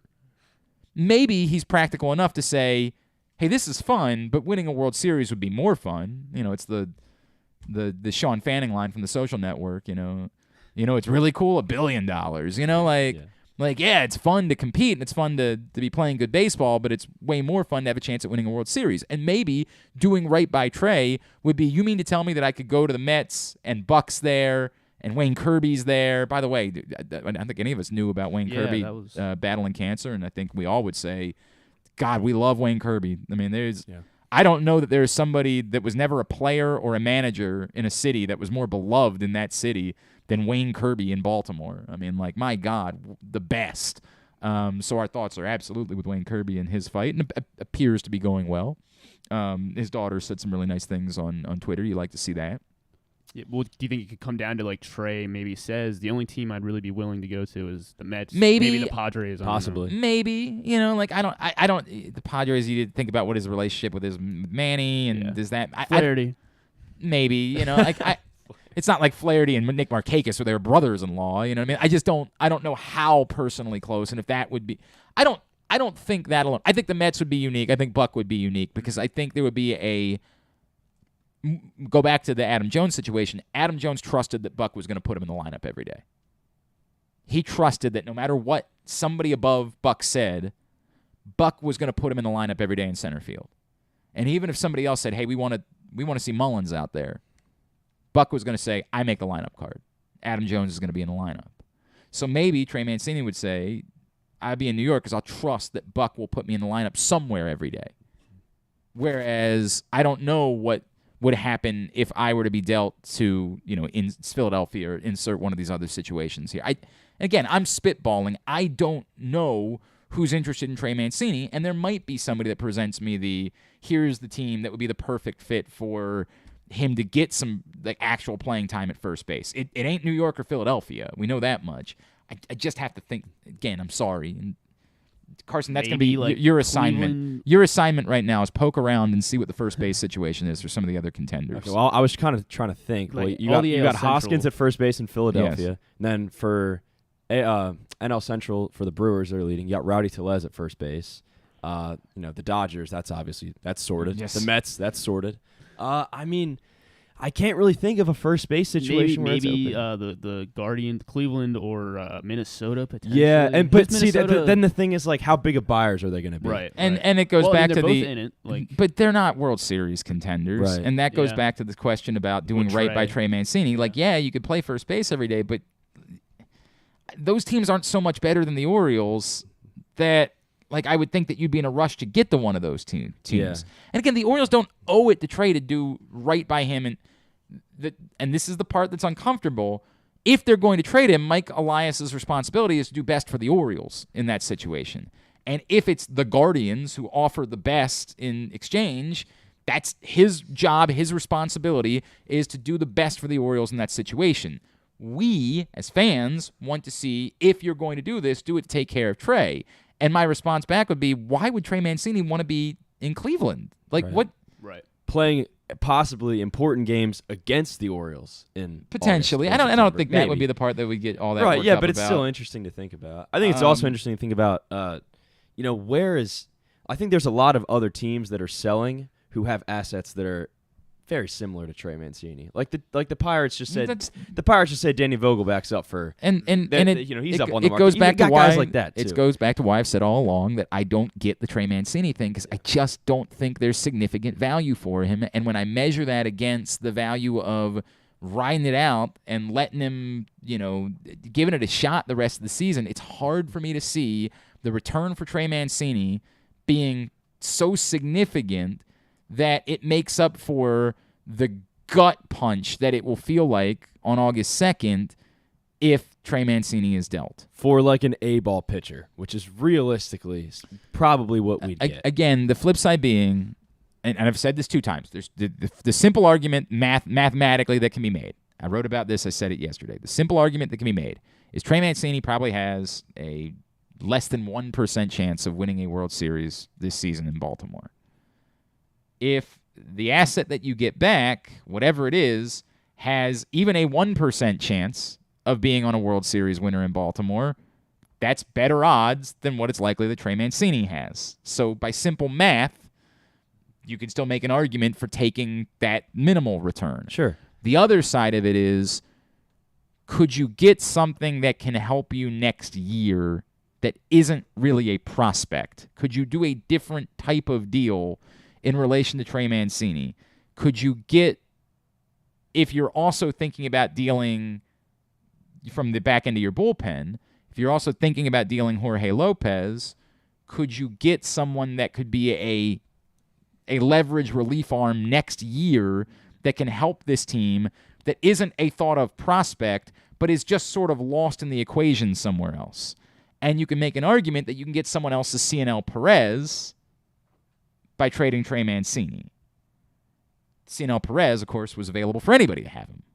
The Orioles just happened because the powers that were here were the same powers that Eve Rosenbaum, we talked about it with her a couple weeks ago, the assistant GM, was the one that scouted and got Cionel Perez to Houston. So there was a unique reason why they were interested in Cionel Perez being here in Baltimore. And everybody that was in Cincinnati was like, enjoy this guy, watch him implode. Well, as it turns out, he's been really damn good this year. Now, whether he'll be good for 3 years, I don't know, because that's the cyclical nature of relief arms. So maybe in the world in which they deal Trey Mancini, instead of it being about a prospect, it's about saying, hey, we think we can fortify our bullpen for next year because there's another guy that we love, that we think the world of, and if we get into our program, he's going to help us, and we'll go get that guy instead. And we all throw our arms up like, really? Imagine if they had traded for Cionel Perez last year, what our response would have been. People would have gone nuts. Well, what the F are you doing? Has Cionel Perez been pretty good this year? It's been fantastic. Yeah. So maybe that's the way that they go about doing it, is that it's not, instead of it being a 19-year-old or a low A, type of prospect, they go a different route in trying to fortify next year's major league team in making a deal like that. And maybe they look at Jorge Lopez and say, Lopez is the guy that can get us prospects. He's the guy that can get us like a real asset. And if we can use Trey Mancini to help make up for the loss of Jorge Lopez next year, then we think that we've done pretty well here. Again, it would be deflating because you're competing right now. And this conversation does become wildly different, as I keep saying. If you lose 6 of 7 to the Yankees and the Rays, the air is going to come out of the balloon. Yeah, we can revisit this in right after these 2 series, and yes, it's going to go one way or the other. Yes, and we're going to have a conversation then, and we're going to talk about it more at that point. But if they flirt around 500 in those games, it would be very deflating for this to lead to them dealing multiple pieces come August 2nd. Into hour number 2 of today's program. Stan the Fan will be back tonight. They're going to preview the big national sports card show. If you're into the hobby, man, there is this huge event in Atlantic City. It's called the National. Ray Schulte is the man behind all of it. He's going to join Stan tonight. If you missed Stan's draft recap show earlier in the week with Zach and Danny Black, you can find that right now, facebook.com/PressBoxSports, PressBoxOnline.com/video. When we come back in, we're going to talk about today's think tank topic. How do we define success? And we got to get to young youths. So that's all on the way as we continue in hour number 2 of Glenn Clark Radio. Summer is in full swing, and so is the summer seasonal menu at Glory Days Grill. Start with the opener, flash-fried pork belly with their popular Korean No. 2 sauce. And try their South Carolina barbecue chicken, or back by popular demand, the lobster roll with grilled corn. Also try the irresistible crab and lobster fries, or the very berry salad with chicken. And for dessert, the Cracker Jack sundae with a waffle, ice cream, and Cracker Jacks. This menu will be gone. Find out more and get your order in at glorydaysgrill.com. Glory Days Grill, great food, good sports. Get your tickets now for the premier high school lacrosse games of the year. The 17th annual All-America Lacrosse Boys and Girls Senior All-Star Games will be on Saturday, July 30th at Johns Hopkins historic Homewood Field. This is your chance to see the future lacrosse stars up close and in person as they showcase why they are the best in the country. Go to allamericalacrosse.com and get your tickets now. The latest edition of Press Box is available now, and it's our very first Salute the Coaches issue. On the cover, we recognize Ravens coach John Harbaugh ahead of his 15th season. Also inside, find tributes to Navy football coach Ken Niumatalolo, UMBC soccer coach Pete Caringi, Maryland soccer coach Sasho Sorovsky, and field hockey coach Missy Maharg, Mount St. Joe basketball coach Pat Clatchy, and Poly basketball coach Kendall Peace. We also honor recently retired Johns Hopkins lacrosse coach Janine Tucker and Calvert Hall baseball coach Lou Eckerl, the athletes whose lives these coaches have impacted, offering insights on what makes them special and why they've stood the test of time. Pressbox is available for free at over 500 area locations, including 60 Royal Farm stores, and you can always find the entire edition as well as the best daily coverage of the Orioles, Ravens, and Terps at PressBoxOnline.com. That first sip. That first bite. Start your day off right with a delicious breakfast at Royal Farms. Choose from a fantastic selection of fresh Royal Farms breakfast sandwiches and top it off with a rich hot cup of the freshest coffee in the world. At Royal Farms, breakfast is available day and night. It's the freshest breakfast in the world. Real fresh, real fast. Royal Farms. Sports betting has come to Maryland, and we're ready to help you win some money. Tune in for Simply the Bets every Tuesday morning at 11:40. FanDuel Sportsbook GM Leon Twyman and VSiN's Aaron Oster join the guys every week to give you all of the info you need and offer you a few winners. And every other Thursday at 11:40, tune in for Weekend at Bookies as Andrew Stecca and Alloy Sports' Brad Kronthal help make you some money for the weekend. So come win some money with us on Simply the Bets every Tuesday and Weekend at Bookies every other Thursday. Brought to you by the FanDuel Sportsbook at Live Casino and Hotel Maryland. Listen at PressBoxOnline.com/radio. Watch at YouTube.com/PressBoxOnline. Don't forget that full episodes of the show are available for free on Apple, Spotify, Amazon, and YouTube. But warning, you get what you pay for. You're listening to Glenn Clark Radio. Back in here on GCR. We continue on a Thursday edition of the program. Let's do some sports talk for a change. Why don't we try that right now? See how that suits us. I got a think tank question for you today at Glenn Clark Radio. And I got to be honest with you, you guys are struggling with this one. Unlike, you guys are struggling more than you struggle for Would You Rather Wednesday. This is a very simple question. I just ask you to put some thought into it. What I want to know, and we'll go around the table and then we'll get to some of your responses. What I want to know is, given where we are, and considering everything, considering where we thought we might be, considering what's happened to get to this point, being realistic, how would we now define what success would be for the 2022 Baltimore Orioles? What would need to happen that this, as I painted the picture, we all get back together, drink some pumpkin beers on Halloween, and I ask the question, hey, do you guys think this was a successful season for the Orioles? What needed to happen in order for that to be the case? Griffin, I'm going to let you start. All right. I guess you might not love my answer. I mean, honestly, it already feels like a huge success. But would you feel that way if they went 4-32? Though that was what I was about to say. I was like, the only thing that could honestly change my opinion is if they go 4-32. If they go 5-31, honestly. Really, really. But yeah, I mean, it's been a really fun season. And finish the year 26 games under 500, and Griffin's like, this was a hell of a year, man. What a year this was. Yeah, if they win, 70-plus games, I think that's really honestly all it takes for me. It's because it's been so much fun. 70, they'd win another 25 games. Like, that'd still be very exciting, I think. It'd be disappointing for them to fall off that sharply, but I mean, to see all these young guys that have been having a lot of fun here during the summer, and just know that, looks like we're in really good hands moving forward. So, okay. Carson Weekly?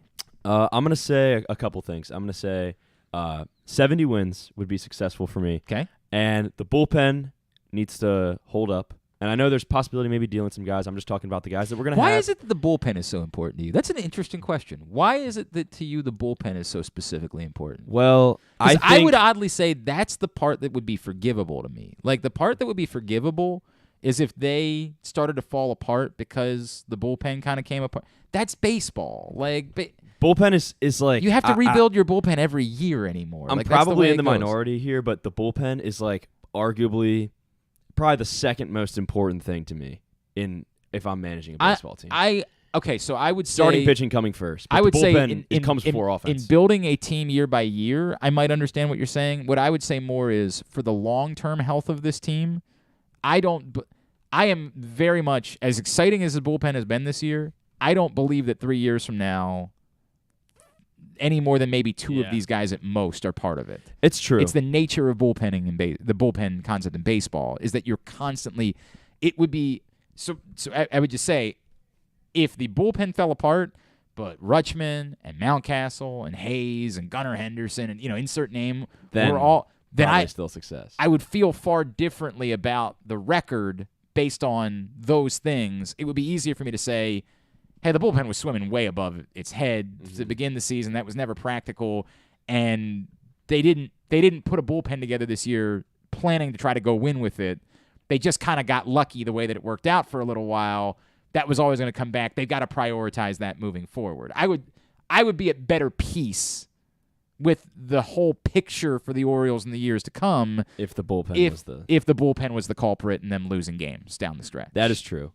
My last thing was that I think if Adley hits 240, I'd be very satisfied. Very with that. specific on 240. Well, it's just very specific. Well, 250 is a little too ambitious for me. I think where he's at right now, if he can. Because he's starting to get it. You can see that he's definitely starting to get it. doubt. He's starting to really drive the ball.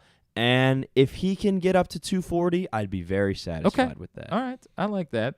Some responses that have come in. John Little Rock, a successful O's season at the finish would be that all of their prospects continue to progress and the team competes hard every game and hit at least 75 wins. So he's a little bit ticked up from where you guys are and says 75. Not too far, though.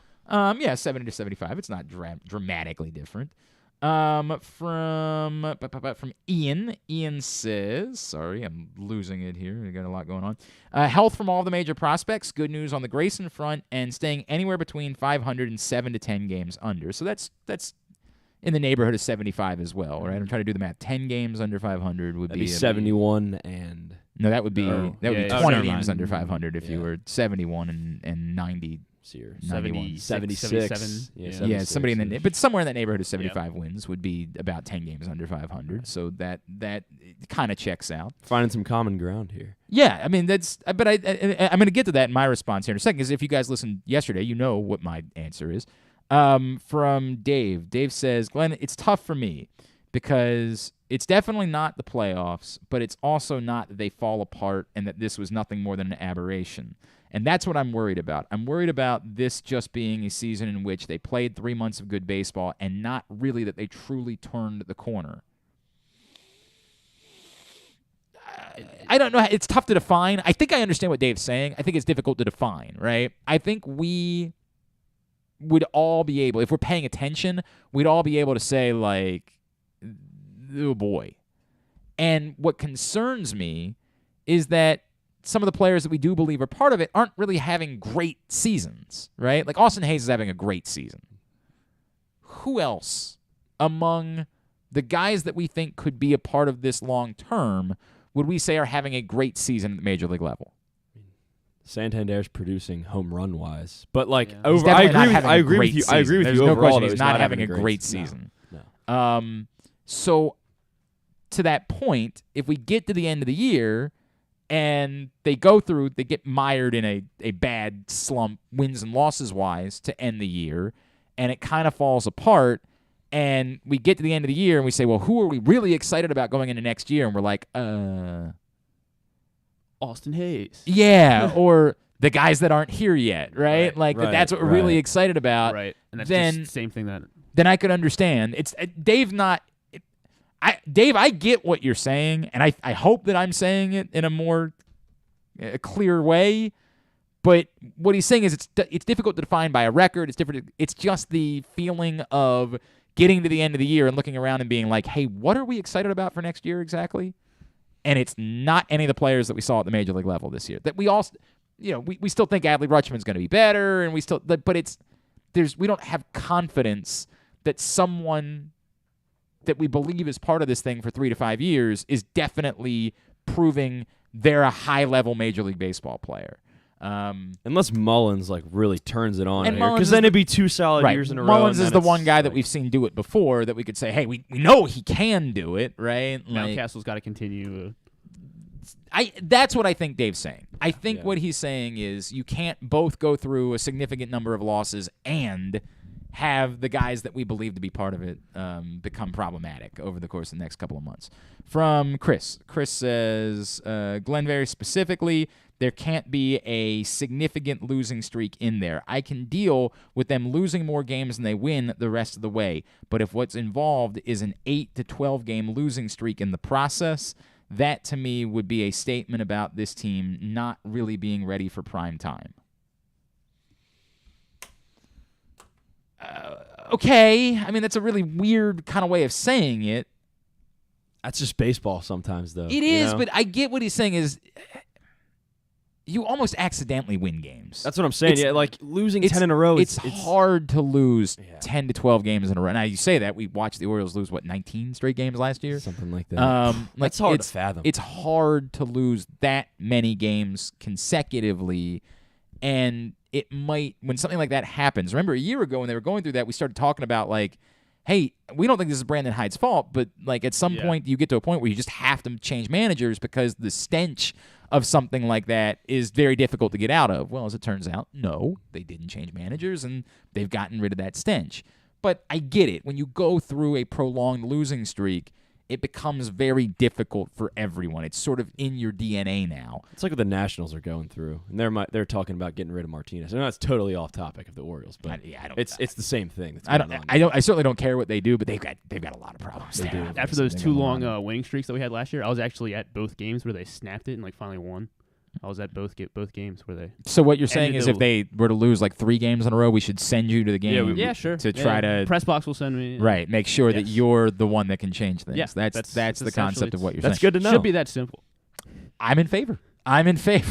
If they lose, if they get swept by the Yankees this weekend, Griffin, I will make sure that you're at the game on Monday night. All right. In Tampa, $10 bleachers. In Tampa, right? No, it's at home. It's home. It's at home. $10 bleachers. It's at home. Oh yeah, I'm not getting you a nice ticket.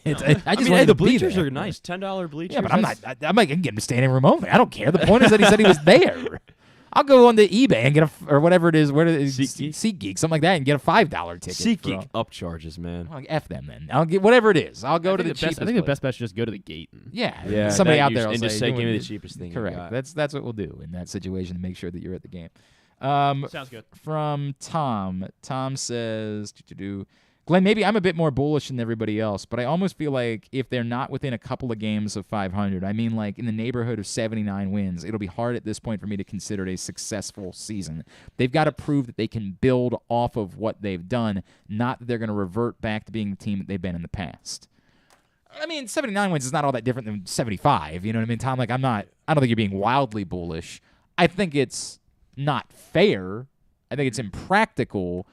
But if what you're saying is I'm just changed the way that I feel about it, that I'm not going to accept incremental anymore, I mean, that's fine. I mean, I don't think it's fair, but I hear you. And then from Ryan, not Ryan Shell, another Ryan checked in this morning. Ryan says, the only way this season will not be successful is, ironic, they go into something like a 4-32 tailspin. Otherwise, I think it's already proven to be successful. I think we're being very dramatic in saying 4-32. I think there are other ways that it could fall apart that doesn't involve it being 4-32 that we would say, I don't know. I don't know if we can consider it a success. But I get what you're saying is that it's got to utterly fall apart for me to feel like it was not a successful season. I've said a couple times, and it's why the question came up for me today, I'm very clear about what I think success is. The success is for this team, do they play meaningful baseball games in September? If this team on Labor Day, where they're at home on an afternoon game, and has a packed crowd to see them play the Toronto Blue Jays in a meaningful baseball game, this is a successful season. So now when you say meaningful, does that mean 5 games out of a wild card spot? In the conversation. Okay. Relevant enough that people have to be there for that game. I'm trying to think of I remember there being a Labor Day game either in 12 or Was it 17? Oh yeah, I think it was 12. I think No, it was 17 we were 12. close. Well, no, 12 you think of course, The the Yankees game Yeah, on okay. the 6th. You think of the Cal Ripken game, right? The statue game. Right. One of those years, it wasn't a particularly important game. I just remember being there on Labor Day because I had my childhood best friend was down from Brooklyn where he lives now, and he was like, "Dude, we got to go to the game." And I just remember like it was the first time that You're like, shoot, you're right. well, I just remember saying like, "Can I get a ticket?" Like Oh. it was a massive crowd. It was insane. It was a packed crowd for a Labor Day game. I'm not saying utterly sold out. I'm not saying that, right? Like that's so rare anymore that you got to play really you got to be getting to the playoffs in order for something like that to occur at this point. But if 30,000 people were there on Labor Day to watch, and I believe it's the Blue Jays. I believe it's the Orioles and the Blue Jays because the Orioles were still in it enough. They were, as you point out, 4 or 5 games back of a playoff spot, very much in the conversation. The Blue Jays, we expect, are going to be in the conversation. Right. And there was an atmosphere and a vibe in a Labor Day game that people felt like they had to be at. Dude, that's success. We could not have dreamed of that before the season began. That is wild success to me. So that's how I'm defining success for this team. That's how I've moved it. In fairness, that wasn't where I felt before the season began. Success before the season began would have been like, they win 68 games. That's probably successful at this point. Yeah, and like maybe get Grayson to start in September. Right, something along those lines. Adley Rutschman comes up and looks the part, right? Yeah. Like anything like that might have been defining success. I'm saying now very specifically Labor Day. You get the Labor Day and you're playing a meaningful baseball game in Baltimore on Labor Day, you can lose 10 out of your last 17 games, whatever it is. 10 out of your last 16. Going 7-10 in 17 games actually isn't all that bad. Whatever it is at that point, the rest of the way, you could struggle, and I would say, the hell with it. You played a meaningful. It would be disappointing, obviously, to get that far and then have it fall apart. But then getting to Halloween and looking back on it, say we got to experience a massive crowd, huge atmosphere, Labor Day baseball game in Baltimore. It's all gravy from there now, for this team. Do you think it's possible we're being like too light on them? Like we're making our expectations too low so that we can hope that they... Somebody said, whoever it was that brought up the bullish thing, was that Ryan? He said, I think I'm more bullish about it. No, I don't. I think we're being reasonable. Well, my thing, because I was about to compare us to the Mariners of last year. But and I look up, for some reason I forgot, but they won 90 games last year. And thinking about, but they weren't playing in the AL East. That's true. And now look at where the Mariners are, and they're 9 games above 500. They're firmly in a wild card spot right now in the wild card race as we enter the second half. And I think that's like where we would want to be next year. And the Mariners went out and signed some bats. They signed some guys. They got Robbie Ray. They declared that they wanted to compete. We want to be the Mariners, and I think maybe should we be aiming? We have to be above 500. I think it's in order to unfair be in that to say that based on the division that you're in and based on the unbalanced schedule that you play in that division. Because when they're playing, Now, somebody would point out, like, hey, they do have the Astros, like in their division. It's not, and a year ago, the Athletics were still better than they are now. Like the Rangers were not very good. Rangers were awful last year. And the Angels the Angels get to be their own, when they do those like tiers, the Angels are just their own thing, or like good players somehow stink. You'll never be able to make it make sense. I think Mike Trout was injured for a while. Yeah, that's true last year. That's true. I think the division does change. You have to be reasonable about it. It is very, very difficult. These next 7 games are going to be very difficult. We can't get around that.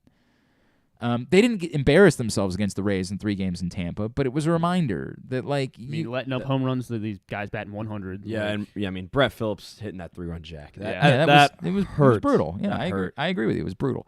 I don't think it's fair. I don't think it's fair to say in this division that's who you're going to be. And I do think it's a reminder, too, of why it's going to be more difficult in the next couple of years, because the division's not going anywhere. Maybe the Red Sox, but they just seem to be unwilling to spend money. And so, like, maybe they can come back to the pack a little bit, but they also don't appear to be in a rush to get rid of Rafael Devers. Like, they don't appear to be in a rush to... I mean, they just signed Story. Right. I think they're going to try to keep competing. They're just going to try to keep competing. It's their pitching, I guess. That's... Yes. Right. And they got Jeter Downs that just came up. That's true, too. Very capable. That's true, too. There's no doubt about that. The bat needs to come around. But So, I don't see anywhere in the division where, like, it's here's how we know it's going to get easier in the coming years. I guess if the Yankees do let Aaron Judge walk, at least they won't have Aaron Judge. But they'll probably they're going to replace him. That's true, right? They're just going to go out and get somebody else. I hear you. But I mean, nobody else is Aaron Judge this season. Yeah. Let's be clear. Like, you can't replace Aaron Judge this year because who could possibly do? Mike Trout can't replace Aaron Judge this year. This year, Aaron Judge is the most insane thing we've ever seen. It's gonna be tough. So I hear your maybe your the Yankees comparison. need a first baseman because Joey Gallo stinks. We're not talking, Rizzo? We're not talking about the Yankees. We're not doing it. I can't. My God. You think people are gonna be mad about trading Trey Mancini? That would be not be okay. All right, let's do this. Continue to get your responses, by the way, at Glenn Clark Radio on Twitter, and we'll talk about that as today's Think Tank. How would you define success for the 2022 Baltimore Orioles?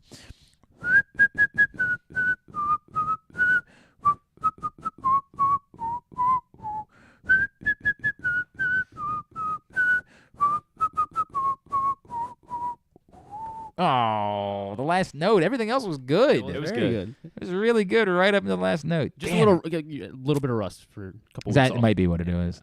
Young Utes brought to you by the FanDuel Sportsbook at Live Casino and Hotel Maryland. You know that's the best place to be to watch and bet on every major sporting event. Baseball comes back, and I keep telling you, start thinking about what your football plans are going to be, where you're going to spend your Sunday afternoons, where you're going to spend your Monday nights, where you're going to spend your Thursday nights, and becoming regulars and maybe reserving tables and spots to hang out, watch, and bet on football games. I don't know if you guys have heard, you still can't bet on your phone yet. Still can't do it in the state of Maryland. But you can hang out and become regulars in the FanDuel Sportsbook at Live Casino and Hotel. Great food, incredible atmosphere, 100-foot media wall. If you're worried, like, hey, I don't want to commit to being somewhere on a Monday night because, like, hey, what if there's a meaningful baseball game being played at the same time? Not a problem. They'll have them both on giant, gorgeous screens right there in the FanDuel Sportsbook.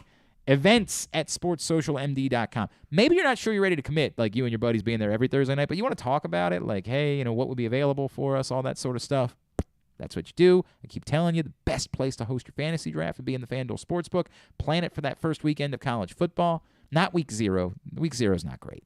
It's not really, but week 1. Well, we were looking at it earlier, weren't we? And it was kind of somewhat enticing. Week 0 has some games, but they're not. There's nothing about week 0 that's like, there are more games than typically are. Week 0 in the past was like one game.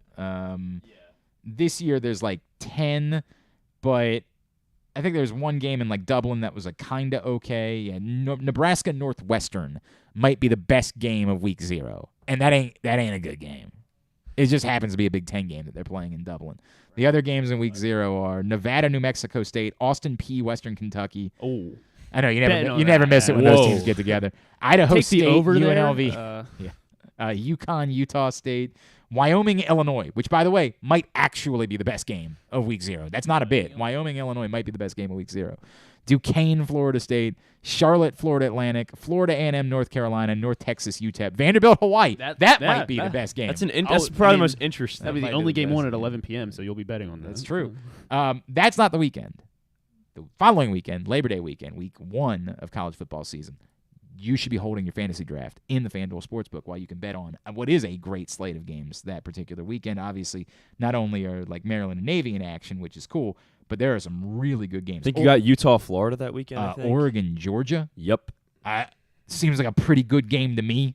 Seems like maybe a game that'd be cool to be hanging out in the FanDuel Sportsbook, drafting your fantasy football team and betting on Oregon, Georgia that day. Maybe a small suggestion that Glenn might offer to you that you take to heart. You pointed out Utah, Florida. That's not a bad one. Notre Dame, Ohio State. That seems like a okay game to hang out, draft some football players, and bet on a game. Buffalo, Maryland. Yeah, you can't miss that. Throw out all the records when those teams get together. That's the way that it's always worked. Events at sportssocialmd.com is the website, or the email if you want to commit. And reserve your spot, perhaps, for that weekend to get your fantasy draft done. All right, what are the young Utes talking? Oh, Cincinnati, Arkansas is a sneaky good game that weekend, too. That's a sneaky good game. That's a test for Arkansas. I believe it's the battle for Greater Baltimore as well, Morgan State and Towson. Do we know that there's TV for that? It was on ESPN Plus last year. I don't know. Well, I mean, sure, it's going to be on ESPN Plus. I just don't know if they're going to be streaming that in the FanDuel. I don't want to make promises that I can't back up. They'll have the big games. Could go and then. Yeah, do both. I'm with you on that. Look, and trust me, I love Towson Morgan. I think it's great that they play in that game. I don't know if they're gonna. I don't want to make it. I don't want to say something that I can't. Well, we got to tell them to get right. And make sure you got it on. I'm with you for that. All right, what are the young Utes talking about? So the first thing, so yesterday night, some pretty exciting news. Beyonce came out with Did the you track say list. yesterday night? Or- Is that a thing that you said? Yesterday evening, yesterday night. I mean, most people would just say last night. Is I normally say the way it that most sometimes. humans say. I say last I say night. yesterday night from time. Yesterday evening. Do you, or are you just Yesterday- saying that yesterday now? morning. Because I caught you. Yesterday morning makes sense. You don't say last morning. I say yesterday You would night say yesterday. sometimes. No, you don't. You're just saying that now because I caught you saying it. You're promise. being defensive. Nobody says that. You're an alien. Nobody says yesterday night. Carson, you can never say last night ever again. Yeah, you're gonna have okay, all now right. you got to commit to the bit. It's For got to be a the way rest? of life, Yeah. so you can try to be like, I've always said that. Somebody caught me when I say folks. Of course, folks is how you're supposed to say it. And so the first time I ever said it, I was like, no, it's just what I say, and I literally have committed for the rest of my life. I say folk, and like people might think it makes me dumb. It's just what I'm going to say. Deal with it. Sure. Folks is how I say it. Go ahead. So Beyonce. yesterday night. Track list. By the way, I think I was gone when the song came out. No, I hadn't left yet when the song came out. The song is so incredibly good. I'm a hit. I loved the early Beyonce stuff. Mm-hmm. If I heard Crazy in Love right now, I'd jump up on the table. It's a jam and a half. MTV Jam of the Week. It's insane. Lemonade was not for me, right? I know it was incredible art. And like even sometimes I might bop along to Jealous or Crazy. Like Jealous or Crazy. I'd rather be crazy. Like I might hear it and be like, yeah, it's still good. But it just wasn't for me. This song, best song I've heard in years. It's so insanely good. And the You won't album. break my soul. Yeah, I'm telling everybody. I'm so in love with this song. I can't. It's been 3 weeks, and I Something like haven't stopped it from heavy rotation. I have not. Like I will be at the gym, and something else will come on the playlist, and I'll be like, you know what? I'd rather hear that song again right now. And then because like the club beat, it's a very Baltimore club music song. And like. The release your mind, and then you'll find that guy at the end. I just want to hear that guy 100 more times. He's got me all fired up. I'm jacked. Like, yeah, Beyonce, yeah, Queen Bey. Like, all of a sudden I'm that guy. That song is so insanely good. We need to thank our lucky stars that we are alive at this time. Yeah. The album's titled Renaissance. It comes out July 29th. If it's more of this, it's going to be the greatest thing that's ever recorded in the history of music. This is. We are not talking enough because this is how our society works. We don't let anything breathe for like we just move on very quickly. Sure. We're sick of it. We are not talking enough about the greatness of this song. This is a top 5 great song of the 2000s. It's that good. Sorry, I'm it's fine. a little bit.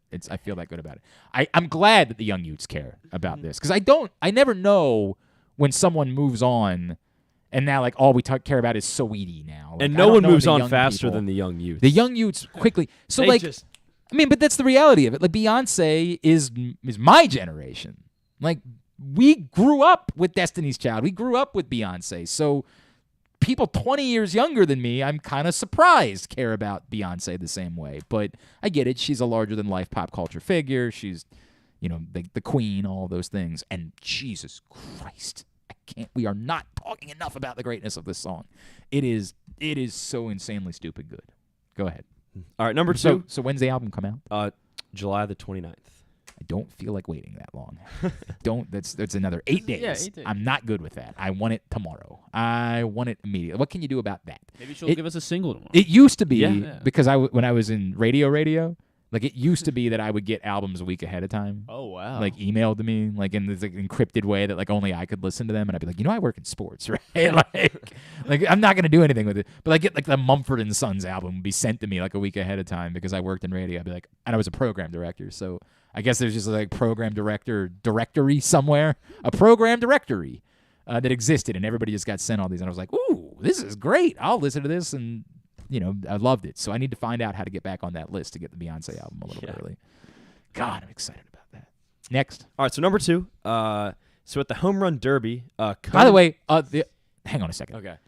last week while I was gone, and because I couldn't access new music while I'm gone, like that's the one of the on the cruise. You can't stream something. You had to before you got on the cruise. I had to download all my playlists in order to have them in the gym. By the way, I'm still struggling to adjust to working out. Like it took me a day to figure out. It's weird working out on a cruise. Like you're on a boat. And like, You can like feel it moving. You can 100%. It's everybody. People deal with like serious seasickness and like they take Dramamine and all that stuff. I didn't deal with any of that. Like every now and then I would be sort of walking down the hallway and I'd be like, whoa, and I'd sort of fall that like and that'd be the extent of it. When I was in the gym on the cruise, which is they put it at the front of the boat, it's immaculate. It's so beautiful, right? I'd start getting on the elliptical for a little while, and suddenly I'd be like, whew, my equilibrium would be all over the place. They're like, yo, hello, whoa, and I've been doing a lot of that stuff. I adjusted to it very quickly, right? It's been weirder coming back. I have felt dizzy all week since I've been back. In fact, I looked it up, and there's like a term for it. It's like debarkation syndrome or something like that. So it's like sea lag, not jet lag. Something like that. I don't know exactly how to explain it. It is really weird. Well, it's kind of like but particularly when I'm at the gym. When I've been at the gym this week, you feel very wobbly. I'm telling you, like I feel more wobbly now. When I'm not on the boat than I felt, say, like last Thursday when I was in the gym and on the boat because I adjusted to it pretty quickly. It's very that's interesting. Very it's weird. kind of like have you guys ever been able to like if you've ever been in the ocean swimming, like at Ocean State or whatever, and then you can feel the waves like 100%. Like when you're for some reason when I'm laying in bed that night after swimming. I in the know ocean, exactly what you're talking about. I 100% felt like that. I brought it up because I started seeing people tweet about a new Justin Timberlake song last week, and I was like, oh, well, that piques my interest. Let's go take a look. I'm all in. Unless there's something else, all it is like a song he did with Calvin Harris. It's terrible. It's awful. It's dreadful. Yep. It's worse than the country stuff that he did on his last record that like I didn't understand. Yeah, it's only got about 6 million plays. Which is for a Justin Timberlake song. For Justin Timberlake. Yeah, I mean, right? Let's just to put this in perspective. I guarantee Can't Stop the Feeling had a lot more. That's what I was by this about point. to say. So to put that in perspective, Can't Stop the Feeling has 1.4 billion. Well, yeah, plays. but I mean, again, that's been around for a few years. Well, I'm sure, saying but I'm within just, the first week, I'm going to guess that already had because it was brilliant. It was a perfect song. Yeah. It was flawless. Maybe it's a summer hasn't- song. Yes, maybe it hasn't held up quite the same way, like. Because kids really got into it. It's become more like a song for your kids to listen to. It's agreeable. But at the time, when we all heard it the first time, we all said the exact same thing. Banger and a half. Sure. A banger and a half. He's the GOAT, right? We all said the same thing the first time we heard Can't Stop the Feeling. This song stinks. Have you heard it? It's not good. I don't think I have listened to it. It's just, I don't think I have. It's maybe it's just not for me. Maybe it's just.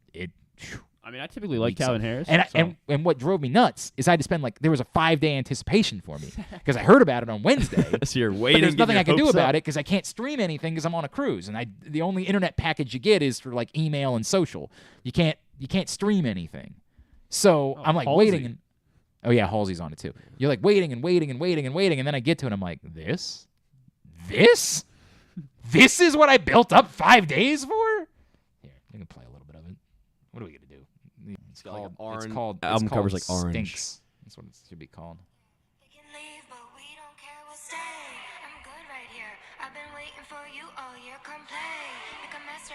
You're into it. You like this, Griffin. You like this. I don't know. I like the other one, the other Calvin Harris song. that This he is released a couple weeks ago. And I say it stinks. It's fine.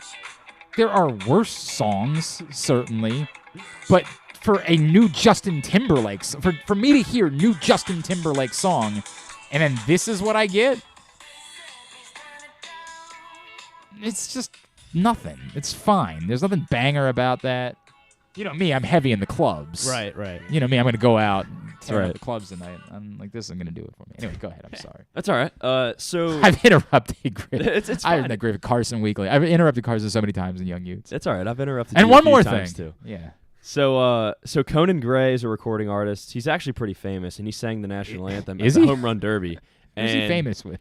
I see. I didn't know either, but I Never went on heard of him. Spotify. He's got about 20 million monthly listeners on Spotify. But this guy, Conan Gray, sung the national anthem at the Home Run Derby, and the young youths are saying it was bad. I thought it was pretty bad. And they're saying it's drawing comparisons to Fergie's national anthem at the All-Star game. game? Should I play a little bit of it? You guys? Fergie's or Conan Gray's? Conan Gray's. Yeah, okay, let me hear it. It wasn't good. I missed this. I watched the whole Derby. I missed the very beginning. Yeah, which people, is good. People are saying it's the worst anthem since Fergie's. Yikes. So. That's not good.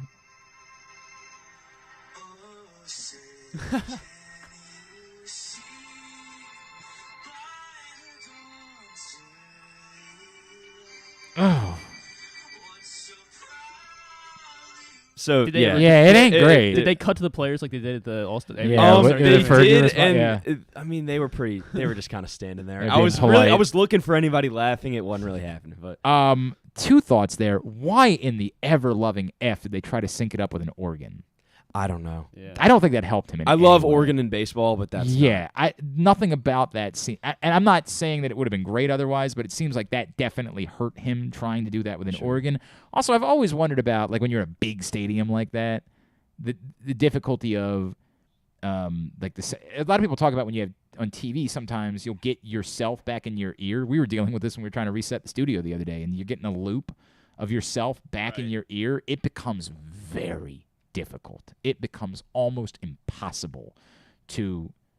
You try to adjust to it. I've done TV in those situations where I was getting a loop of myself back, and you're like just trying to get through it, and you can't converse. You just have to say what you're going to say and then get it over with.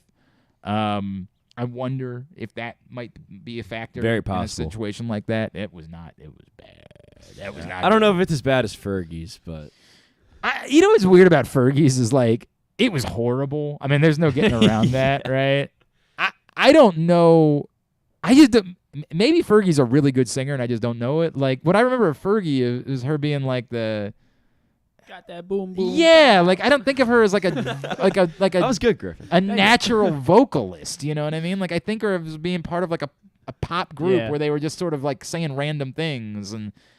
Yeah, exactly. Boom, boom, pow. Like that's what I think of. People in the place. Like, I don't think of her as like she's not Mariah Carey. You know what I mean? Like, I don't think of her as like having a gift. Belting out the high notes and. People were killing Macy Gray's anthem. In part because I really love Macy Gray. I kind of dig the smoky, like raspy national anthem. I thought that was cool. It's a change. It's definitely a change of pace. Yeah, I liked it. But that I might be the only one. It's also a hard song to sing. They say that's one of the hardest songs to sing. It is a very difficult song. And that it was to sing. written to no show off a good singer. So. This is why, again, as I've said a million times, we should change anthems and we should go with International Players Anthem as our anthem moving forward. It would just be better for everybody. And you guys know nothing about it. It's homework. Immediately after the show, listen to International Players Anthem. It's the greatest song ever.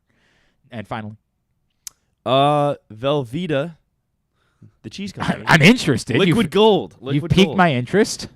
So they haven't actually come out with it yet, but they're testing it and they're advertising it. If it's a new flavor of mac and cheese, the answer is going to be no. Glenn, the answer is going to be no. It's not mac and cheese. What is it? It is Velveeta cheese infused vodka. And what? And the idea is a Velveeta martini with a Velveeta liquid gold cheese rim. I'm not opposed. Here it is. Here it is right here. Actually, that's got a big water. Let's go. There it is. All right. Boom. All right, I see it on Right Instagram. there. I got it. Right there. I got it. Right I've there. got it on their Instagram page. Look, this would be one of those things that you try once. There's no way it's good. I talked about this before. The Old Bay vodka, the Old Bay. Who did we have on that? It was Tyler Locklear the other day. We were going. In deep into the Old Bay conversation. I did Rita and I did like an hour about this on the show one day recently. Some of the Old Bay foods are so good that you should never have a regular cheese curl again in your life. Absolutely. Because the Old Bay cheese curls are the greatest snack food that has ever existed. They're perfection. They should never make regular goldfish again because the Old Bay goldfish are that good. I legitimately don't put Cholula on my food any longer because the Old Bay hot sauce is that good. The Old Bay vodka is nothing. It stinks. I didn't even need to try it. I would say, like, somebody, well, I got to try it. Just try it. No, you don't. You're not missing anything. I still want to try it. It offers nothing to society. Would it work in one of those, like, Old Bay fused, well, they make their own Bloody Mary mix. Yes, correct. Would it work in there? Of course it would work in there. But Tito's would work better. Like, that's the reality of it. This is the type of thing that, like, you try for the sake of trying, and then you say, I never need it again. I never need it again, but I would try it for the sake of trying it. Like, what's with these companies trying to do this vodka thing? Like, Arby's has curly fry flavored vodka. I saw something about that. So because what's going on with it's a that? niche, and then, like, it's whatever people find that's hot, and then everybody's got to dip their toes into that water. Everybody was doing it with bourbon for a little while, where, like, everybody's got to have their own bourbon. Where, like, I don't need that. That's not something I'm looking for. Yeah, John Daly tried to dip his feet into the water with that sweet tea lemonade kind of stuff. I don't need it. I'm good. But again, that doesn't mean I wouldn't try it. And if somebody, I would not seek this out. No. Like, I seek out all the Old Bay things whenever they come out. Like, I have to try. The Old Bay chocolate is worthless. Like, you tried it. You're like, okay, now I know. I don't need it again. The Old Bay beer was only okay. It was nothing more. You never needed to order. You never were out and like, God, I got to have another one of those Old Bay lagers or whatever they were called. Dead Rise, I think is what it was called. Like, it's just fine. That's all it was. It was just fine. I'd try this if somebody brought it. When you find it, bring it into the studio, well, I'll try it. If right? I find it, I will bring it in. Do that. We'll try it. But I'm not going to want it again. I'm not going to find myself saying, God, I got to have that cheese martini. That's the with Velveeta that's stuffed the thing olives. for me. With Velveeta stuffed olives. The picture had the freaking shells on the toothpick. Which I kind of love. I'm not, they really went for it. They really went for it. I am, and as a cheese connoisseur, as a man who cares, I would go to more wine and cheese parties if they just got rid of the wine. What's your top 3 cheese power rankings? We had a conversation about this. I'm an Italian cheese man, so like Fontina, Pecoromano. I mean, just a mozzarella. I mean, my God, like when it was better than I have a real problem when like I'd be at the grocery store and I wander past the cheese department. I often go through and like look for new cheeses that they weren't there the last time. But then sometimes I won't get out without just grabbing a mozzarella log. Yeah, because they sell it in this. And they're like, "Do you want the sliced version?" I'm like, "That's not necessary. Not gonna be needing." You just take the block of cheese and Griffin. And I just take my hand and grab however big a hunk I want off that mozzarella log and shove it out my gullet. That's the way that it goes. And I feel like in some ways it's less disgusting than when we turn up a bag of shredded mozzarella cheese down our gullet. I feel like somehow it's and we all do that. I feel like it's somehow less disgusting to just grab a hunk off the mozzarella log and stuff it in our face. Plus, when you buy it by the log, that's a lot higher quality than just like the Sargento. Except when it gets so wet. Well, except when it's like, you get the wrong log and it's soking wet. And that's you're why like, sometimes they braid doing? it. Have you ever seen that? Yeah, I have seen and that, that's supposed to squeeze a little bit more of the moisture. Yeah. I'm mostly my top dogs. The answer is all. Let me make that abundantly clear. There's nothing. Once upon a time, I was not a Swiss cheese man. That's changed. Love Swiss cheese. My God, how do you have a Cuban without it, right? Like, Jesus Christ. But the top dogs will continue to be the Italian cheeses. The Italian cheeses are the top dogs in the cheese department. Okay. I don't know if the young Utes care or not, but I thought this was a phenomenal. I thought you brought something to the table here with young Utes this Thanks. week. I mean, I think these are stories that were interesting. I think these are stories. I whether the young Utes care or not, I couldn't tell you. I know they care about Beyonce. I know they care about Conan Gray. All right. If you Velveeta was kind of like, it was like trending on Twitter, and I was like, I'll take it. I did not know about it, so I'm glad you shared it with the class. I appreciated that. Well done, Carson Weekly. Thank you. All right, we'll come back in. We'll get a tidbit. We'll get tubular, and we will wind things down for a Thursday edition of Glenn Clark Radio. Sports fans, the wait is over. The all-new FanDuel Sportsbook is now open at Live Casino and Hotel in Hanover, Maryland. This is your chance to win big right in your own backyard. Bet on every sport with self-service kiosks and watch all of the action from the best seat in the house. Make every moment more at the all-new FanDuel Sportsbook at Live Casino and Hotel in Hanover. Please play responsibly. Gambling problem? Please call 1-800-GAMBLER or visit mdgamblinghelp.org. Hey, O's fans, get to Oriole Park early on Friday, August 5th at 7:05 when the first 20,000 fans 15 and over will receive a Cedric Mullins 30-30 Club bobblehead presented by Masson. Celebrate Cedric Mullins' historic 2021 season when he became the first player in Orioles history to join the 30-30 Club with 30 home runs and 30 stolen bases. Tickets start as low as $15. What better way to cheer on the Silver Slugger than at the ballpark that forever changed baseball? Buy tickets at Orioles.com/tickets. The biggest pro wrestling stars today and all time all have one thing in common. You've heard them on Jobbing Out. Matt and Nick Jackson, the Young Bucks. Thanks for having us, man. Appreciate it. The great Kurt Angle. Thanks for having me on the show. I appreciate it. Matt Riddle. Yeah, man. Thanks, man. The champ, Drew McIntyre. Oh, thank you for having me. The great Ron Simmons. Damn. Keith Lee. Appreciate you guys having me, man. Bill Goldberg. My pleasure. Charlotte. Thank you so much for having me. Mick Foley is with us. This is the greatest name for a wrestling show I've ever heard. MJF. I'm glad you're happy I'm on this show because I'm freaking miserable. Le champion. Chris Jericho. Le champion. AJ, Aaron, Brandon, and Glenn are talking pro wrestling every week on Jobbing Out. Find it at PressBoxOnline.com/radio, iTunes, and SoundCloud. The Toyota Tacoma comes in a wide range of models and trim lines. You can choose the perfect Toyota to reflect your unique personality and driving habits. Check out buyatoyota.com for deals on new Tacomas from your local Toyota dealer today. Stan the Fan here, welcoming back one of my favorite sponsors, the Costas Inn. And everybody around Baltimore knows the Costas Inn is a great place to go and grab crabs, steaks, salads, soups, whatever's on your mind to eat in person. But did you know that the Costas Inn has upped their game? They are now one of the premier takeout places in Baltimore. Give them a call now to order your food, 410-477-1975. That's the Costas Inn, over 4100 North Point Boulevard.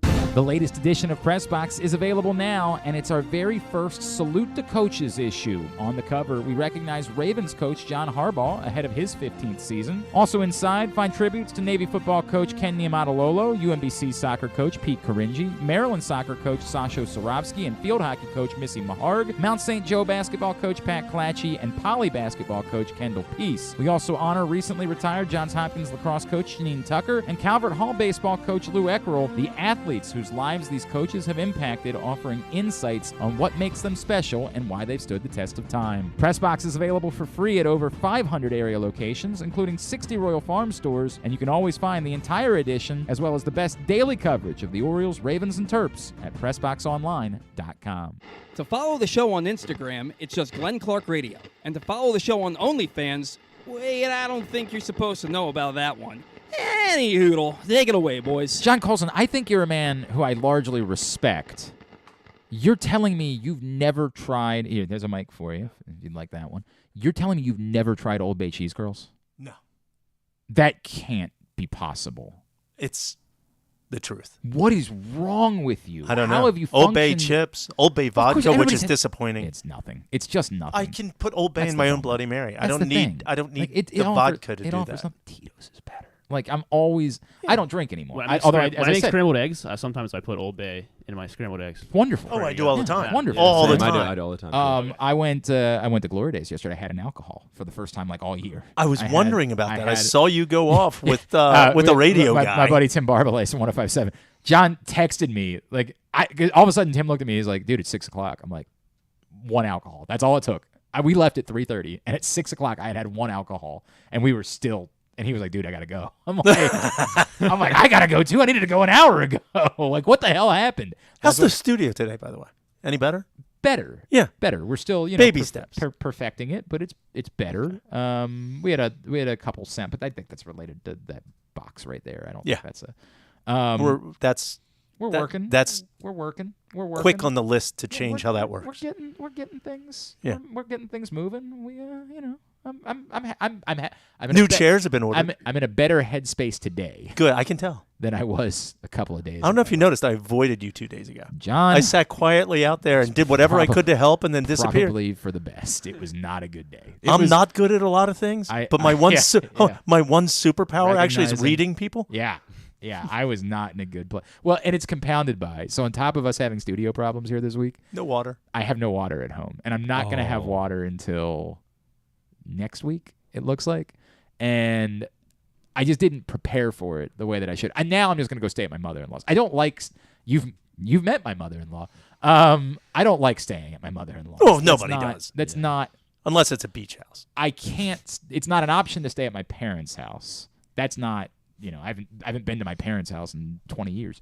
And my father-in-law actually probably wouldn't mind staying there, but I've never gotten that invite. Like I just don't.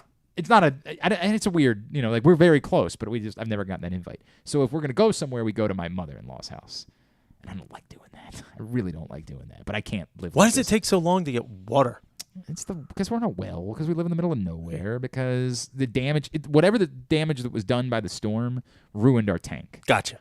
So we got to get an entirely new tank, and apparently you can't just run down to the Walmart and get a new well tank. It's not an option. You got to. It takes a little bit longer. So on top of that, and then also the storm. So not being here for the storm was a real problem, because when I got back, I was like, ha ha, suckers. Y'all had to clean up all the trees. It knocked out like 5 pieces of our fence. Yeah. Well. The storm was horrible. And you were on a cruise. And I was on a cruise. I'm like, I don't got to worry about anything. My wife had You gone didn't to the have beach. one cocktail on the cruise? No, I didn't have one.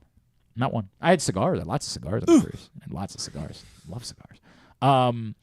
So I get back, and I'm like, I had blocked it all out of my thought process. So I'm getting back and thinking about things I have to do, and then I realized I can't close my back door. I can't close my back door because in the storm, the wind. I say the back door. It's the screen door. It's not the door. Been there. Door. Yeah. The wind has knocked it so far off of what's that little thing at the bottom? I don't even know what you call that. The hinge? No, it's not the hinge. What's the part of the bottom that you can like move the little the threshold? Something like that. The wind has knocked that so far off that the door can no longer close. The kick plate. The kick plate is definitely a thing. Because that's how you is keep the threshold. Is the threshold. That's the a real threshold's thing? the whole thing, like the Oh, step okay. up. I did not know that. I didn't know that. The kick plate is the metal right, thing the little, that goes there. I'm sure I'll be corrected if I'm wrong on that. So that's shot. So now I got to we got to get a new screen door, right? So that's the first thing that I learned that was a problem from the storm. I noticed that my garbage disposal's not working. I'm like, well, that's not great, but that could be anything, right? Like we can deal with that. And then I go to take a shower on Sunday night, and I turn on the water, everything's fine. And then 3 seconds later, it's gone. And I'm like, oh, that's a problem. Yeah. So on the bottom of your garbage disposal, there's a little red button. When you get home, push up on the little red button, and your garbage disposal They is thought it likely was to related to the water. They thought it was that when I talked to the well people, I was like, hey, by the way, I got this garbage disposal issue. They're like, it's probably related to this. So they don't think. They're hoping that when we get the new, everything will start working. Gotcha. Again. So I hope that's the case. So I came home all like ready for the week, and then I get hit with all of this, and then the studio, and it was a bad, bad place to be. It was very unpleasant. I wasn't in the best place either, so it was just as well. Rough couple of days. A reminder that I can never go away. I can just never, ever. It was nice when you were a kid. You could just when go the away. Kids grow up, you'll find you can go away. Yeah. But until then, there are no vacations. There are just other places. God, 100% accurate. So when you have little kids, there are no vacations. They're just literally just other places. Different scenery. Somebody who was in here the other day, I don't know, it might have been Griffin. It might have been Carson this morning, was like, hey, how was your time away? And I was like, I don't know, man. Like, Did I go away? There was a big COVID-filled boat. Other than that, there's no. Oh, God. They can make everybody. Did you gamble?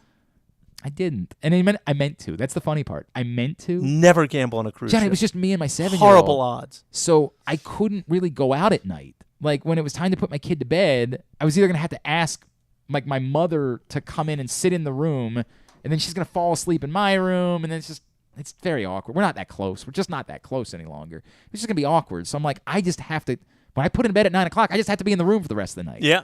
That's the way it's gonna go. So I was going to bed with him basically. Like I can't watch a baseball game. I was just going to bed at 10 o'clock. Orioles were winning. By the way, the most exciting baseball of my life, and I couldn't watch any of it. That's a thrill. I wrote about that in the column. That sucked. I went to 3 games in a row with my cousin from Singapore. The Angel series? Yeah. I bet it was the most exciting time to have. He's the biggest Orioles fan ever. He lives in Singapore. He gets up at 7 a.m. every morning and goes into work early so he can stream the Orioles game before work. That's cool. Wow. And so he came to town for the first time in 3 years, and all we did was go to Orioles games. He was so excited. On the boat. That's not an option. No. We went and watched the terrible music every night. And I say terrible. Actually, the last night it was great. Magicians? Saw one magician, and my son was mad because he wasn't like pulling rabbits out of hats. Like he was doing like illusion, like or sleight of hand stuff. Yeah. He was doing like a think of a number and Meanwhile, your son just wanted some pigeons to appear. Exactly. That's butt. all he Like wanted. that endless like ribbon thing. I'm not kidding. My son literally loudly is saying in the crowd, "Why isn't he doing magic?" I'm like, "God, you shut up! Shut up, boy! Shut up!" We went and watched Encanto one night. I mean, that was my trip. That was how we went down the water slides. He put me in the torture rack. Legitimately, the professional wrestling with the torture rack in the pool. I just spent an hour and a half in the pool with him every day. Oh yeah, like every day, an hour and a half in the pool. All he's doing. This is another thing. We got into a fight about this on the Fan on Sunday because I called in when it turns out I could have been back in time to do my show, but I just didn't know that. So Rita did it with Cordell, and Rita joked with me beforehand, like, "Hey, make sure you pack lots of underwear." And I was like, "I'm good. Like, I don't need your help with the underwear." But then I realized the day before, like, oh right, I wear underwear when I go in the pool because I don't wear swim trunks because that's gonna be a no for me, dog. Like, I don't need all that bunching, so I just wear athletic shorts and I wear boxers underneath. And she's like, "Well, why?" And I'm like, "Well, you've clearly never had a 7-year-old," which is not true. She did. Yeah. But she's not a dude. So like, the moment I get in the pool, the first thing he's thinking about doing is pulling my shorts down. Yeah. The first move. I cannot get in without having underwear on. It's not an option. So now I just held mine underwater till they stopped. That's smart. Yeah, that's weird. I thought you had more kids. Well, no. They're better for it. They're better off for it. They're both strong kids. They are. Okay. So that was a real thing for me. Now the problem was they panicked. We happened to have a room that didn't have a balcony. Right. There's nowhere to dry. I just trying to dry them in the bathroom. They're not drying. So I'm going through 2 pairs of underwear a day because I'm wearing one pair to the pool, and then I got to put another pair on. Then I'm going to the gym. I got to put another pair. I ran out of underwear. They do have drying capability. I understand that, but I didn't learn that until late in the week. It was a whole thing. It was quite the week. It was quite the week, and it was very little. And on top of that, guilt. Oh, lots of guilt. Lots of guilt. My wife didn't want to go on the cruise to begin with. Oh. My wife was never interested in going on a cruise. Why? She was going to go because my parents were kind enough. Why wouldn't she want to go on a cruise? She's the type that to her, vacation is go to a beach, sit on a beach, do nothing. Isn't that what you can do on a cruise if you want? You can get off the boat and go to a beach. Well, you can sit around the pool and stuff, but right? She doesn't want a pool. She wants a beach. She's very specific. You know how long it took me to get her to go to New Orleans with me? I was going to New Orleans every year. Did she like it? For a little while. She loved it. She loved it. And now she'll go back to New Orleans. I'll say, "Hey, why don't we try somewhere else? Why don't we try going to Austin?" Nope. I'll go to New Orleans or a beach. John, I got a lot of problems, man. I got a lot of problems. I don't have water. My wife going on a proper vacation. Got a lot of problems. Beach is a great vacation. We are going to go to New Orleans, though, for the Ravens game. We did decide that. Oh, good. That's how much she fell in love with New Orleans. It's a great city. Normally we do You hear that, Ben? Brian, I'm sorry. I said Ben. I was just talking about I love Brian. You hear that, Brian? Brian knows I love him, and I think he wants to do a partnership, and I love that because I love his company. I think that they do. I'll give him a free plug. Be more around town. I think they do an incredible job. So I want to make something. Hey, can I totally off subject? Yes. Do you like this table? I know I've talked about it. I love the table. So my buddy made this table. Yeah. His name is Jeff Springer. Okay. And he owns a company called CMR Train for a profession. He's a modeler. Oh yeah. And he also builds gigantic this is the guy that like built train the train gardens. for Rod Stewart or somebody. Rod like that, Stewart's right? one of his biggest clients. Yeah. And he has these crazy rich people who he'll build. I think he's building one now that's a couple thousand square feet. Okay. And anyway, he helped us out and he built this table, which I just think was really, really cool of him. It's fantastic. Yeah. Very cool of him. I mean, it's dope, and I got a little emotional talking about it the other day. I know you were talking about the the gym meant a lot. Cool. It meant a lot to me. Yeah. Now this is flooring from there, and all that, which he retreated. He did draw on the red part is not original. So this isn't actually racquetball court. Yeah. It is. Oh, it is. Okay. But he had to put the stripes on. Okay, got it. Well, and he had to redo it. To make it look a little more. I'm very excited about it. Cool, I love. I'm gonna miss. I talked a lot. I'm gonna miss being in Hamden. Me too. Well, you mean you live? Well, I live kind of nearby. No, but it was a great area to work in. I loved that neighborhood. I love being one of the boys of Hamden now. I love everything about it. When does that calendar come out? Do you guys know about this? No, I know about it. I mean, I know about it because I had to do the car wash. Like I talked about it a lot. He's going to be appearing. Yeah, naked. Naked. Well, the part where Stan got thrown in, that's a little. What? So actually, it's very awkward. So Stan We should do a press box calendar. Apparently, Stan and I are sharing a photo. Yes. In the calendar now. Oh. Which is hilarious. But you're going to look great now. That's what somebody would say is the comparison. After this is a really awkward part. I haven't even talked to Dave about this. After finding out what I was doing, I have a friend named Zach who's in this band All Time Low that's very popular, and he's very handsome. And he found out what I was doing and messaged me and asked if he could be a part of it. Hang on. Why did we lose John's microphone all of a sudden? What happened there? That's not great. All of a sudden, hang on. Go ahead. It might have been you touching the cord a certain way. Talk again? Yeah. Yep. He was like, I'd like to do a picture with you. I was like, I mean, good for you for being self-confident enough to be willing to do a picture with a handsome fellow like me. That's like, right. good for you for showing such self-confidence. See, tactically, having Stan in the picture is brilliant. It I'm not is. sure about bringing really good-looking guys. Yeah, bringing a really good-looking guy in is questionable. Like, it's very Give him questionable. March or something. But that's the thing. He would bring a lot of attention to the calendar. No, what brings attention to the calendar No, is... you're saying that. Okay. He's wildly famous. Oh, like, okay. He's Okay. wildly famous. Well, have you told Dave? No, I'm going to talk to him about it. You Like, should. He wants to do it. Dave might give him a whole nother... I know, but he really wanted to do it because we're friends. He liked the idea of doing it with me. He liked the idea, but I just don't. There's three of us now. Stan might be happy to bail on it.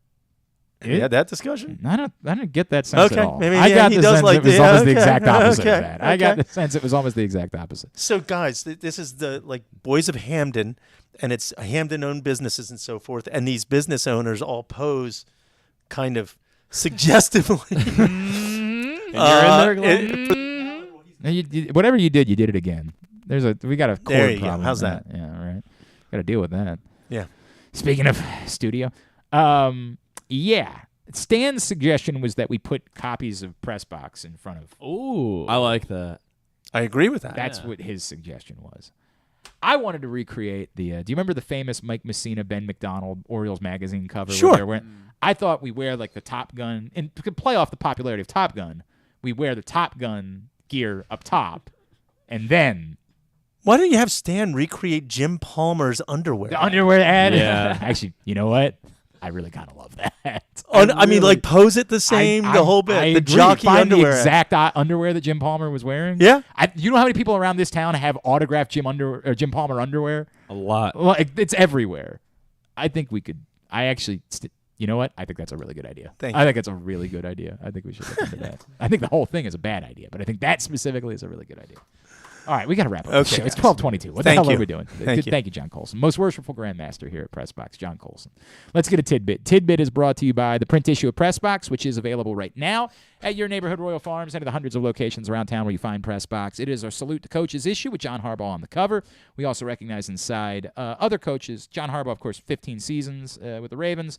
Other coaches who are either approaching or recently surpassed milestones like Kenya Matalolo from Navy and Pete Karinji from UMBC, Sasha Sorovsky, Missy Maharg from Maryland, Kendall Peace from Poly, and some recently retired coaches, Lou Eckerl from Calvert Hall, who's getting one more guy into the draft this year, Lamar King, who I think is going to join us tomorrow. Right. Believe so. And also Janine Tucker from Johns Hopkins, all recognized by the players and the athletes whose lives they impacted the most inside this print issue of Pressbox, our Salute to Coaches issue, available right now for free at your neighborhood Royal Farms and at those hundreds of places around town where you find Pressbox.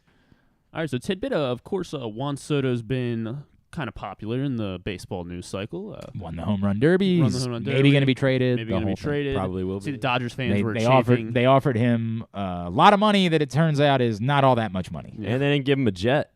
Yeah, that was derby. that. By the way, what a weird bit that's become. We're like, I know, and the A's guy didn't get a jetty. It's just like a weird. Well, there's more. There's been a lot of reporting about that because people got so worked up about it, and ultimately, like the answer kind of comes back to maybe nobody's really. Maybe the Nationals aren't like. Apparently, the way that it works is what is offered by baseball is 6 first-class tickets, and if you want to instead take that money and get a jet instead, you can go that route. So maybe it was Juan Soto's call. Yeah. That he preferred just having the 6 first-class tickets instead of a jet. Like, there's so much there that, like, we don't... Maybe nobody was really a jerk. Maybe it wasn't the Nationals being a-holes to Juan Soto. And then like Scott Boras was like, well, I'm not allowed to because of the agent relationship. And then somebody else was like, well, that's not technically true either. Like you could have, and they found like some loophole that like it's. I can't. I'm out. I'm tapped out on Juan Soto in this jet. I'm tapped out on it. Go ahead. Well, the Dodgers fans were chanting "Future Dodger" at him at the All-Star game. That, yeah. But anyway, so what I was going to reference is there's the stat that's going around. I could not find the freaking stat. I saw it on Twitter, but his numbers in the pre-All-Star break in 2021 and 2022 are like they're eerily similar. Okay. Because he was kind of, he's Juan Soto, so it was still really good, but it was like kind of a bit kind of down for Juan Soto. Then he had an unbelievable second half last year, so everyone's like, well, he's got similar numbers. Yep. Then he was in the home run derby, won the home run derby. Maybe we'll do the same thing this year.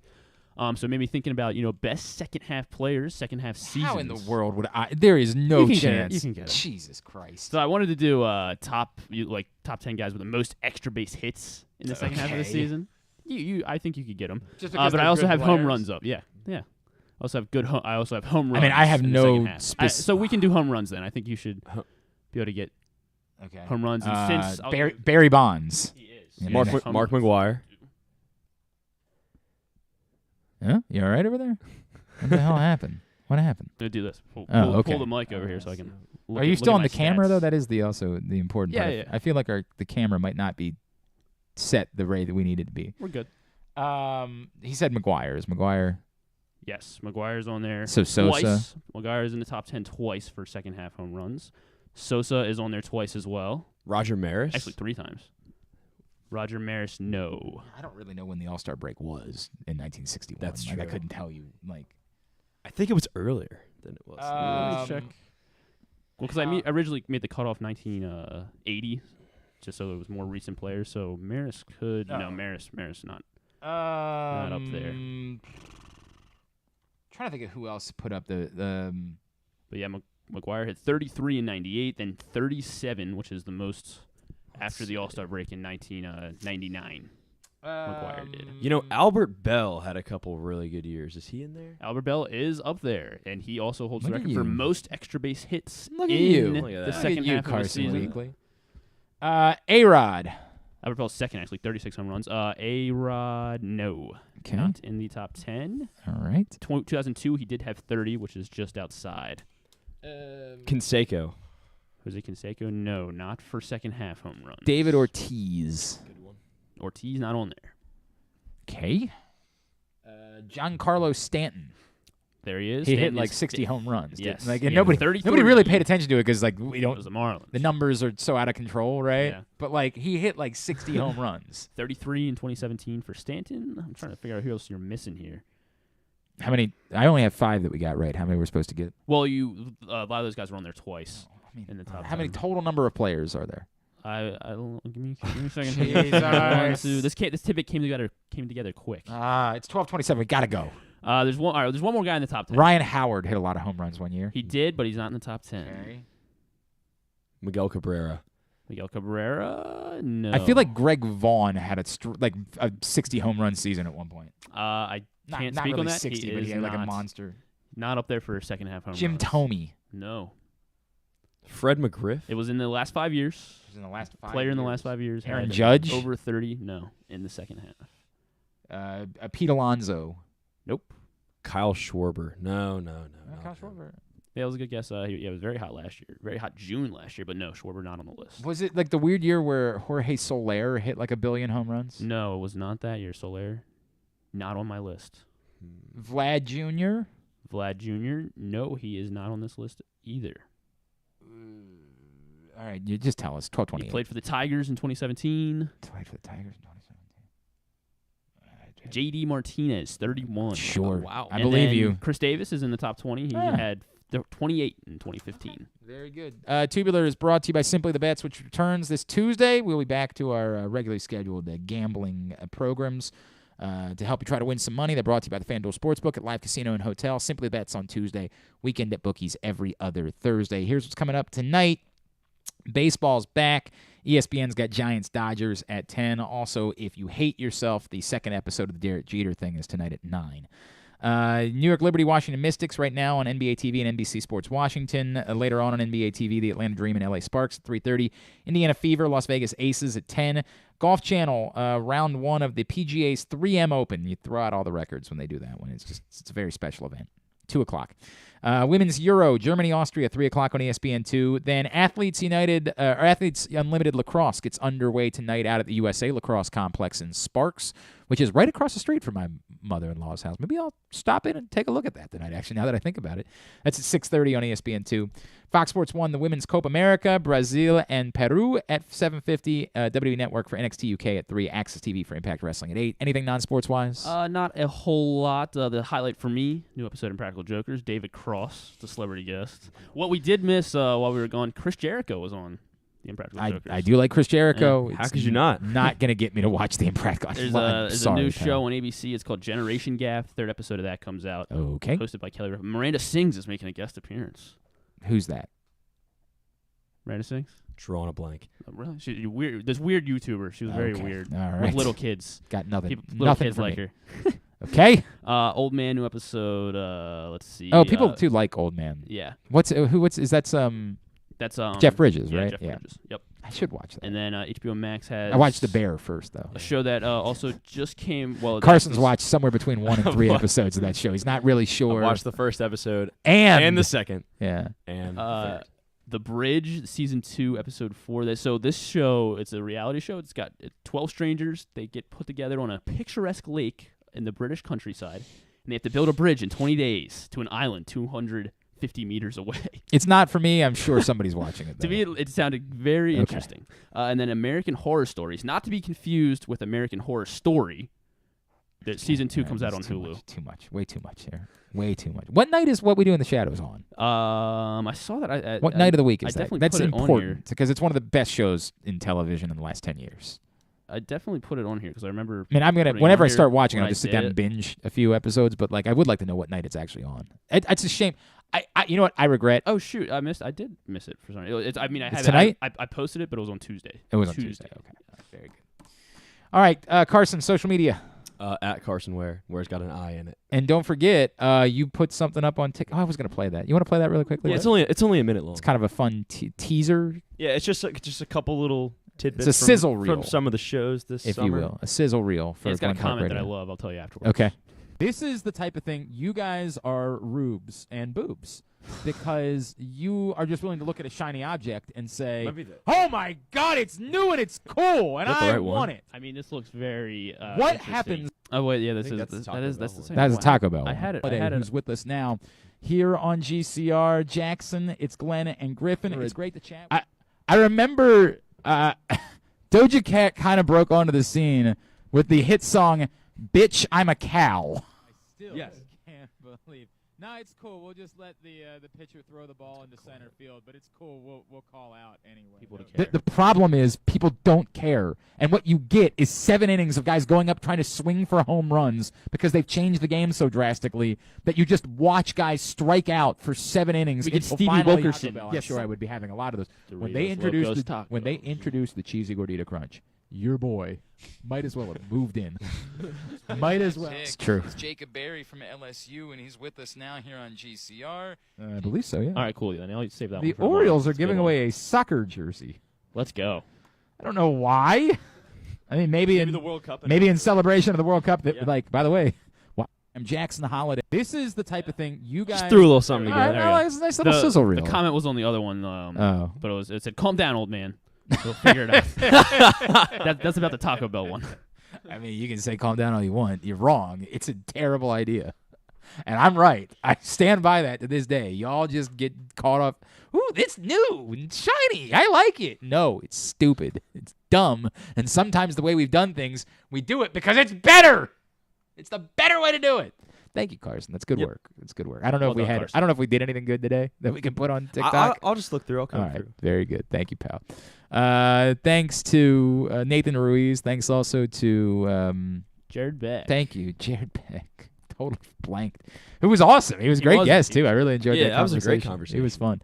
We'll get that up in the greatest hits section of the tab at GlennClarkRadio.com. I mentioned Lamar King, drafted by the Padres, former Calvert Hall Cardinal. He's going to join us tomorrow.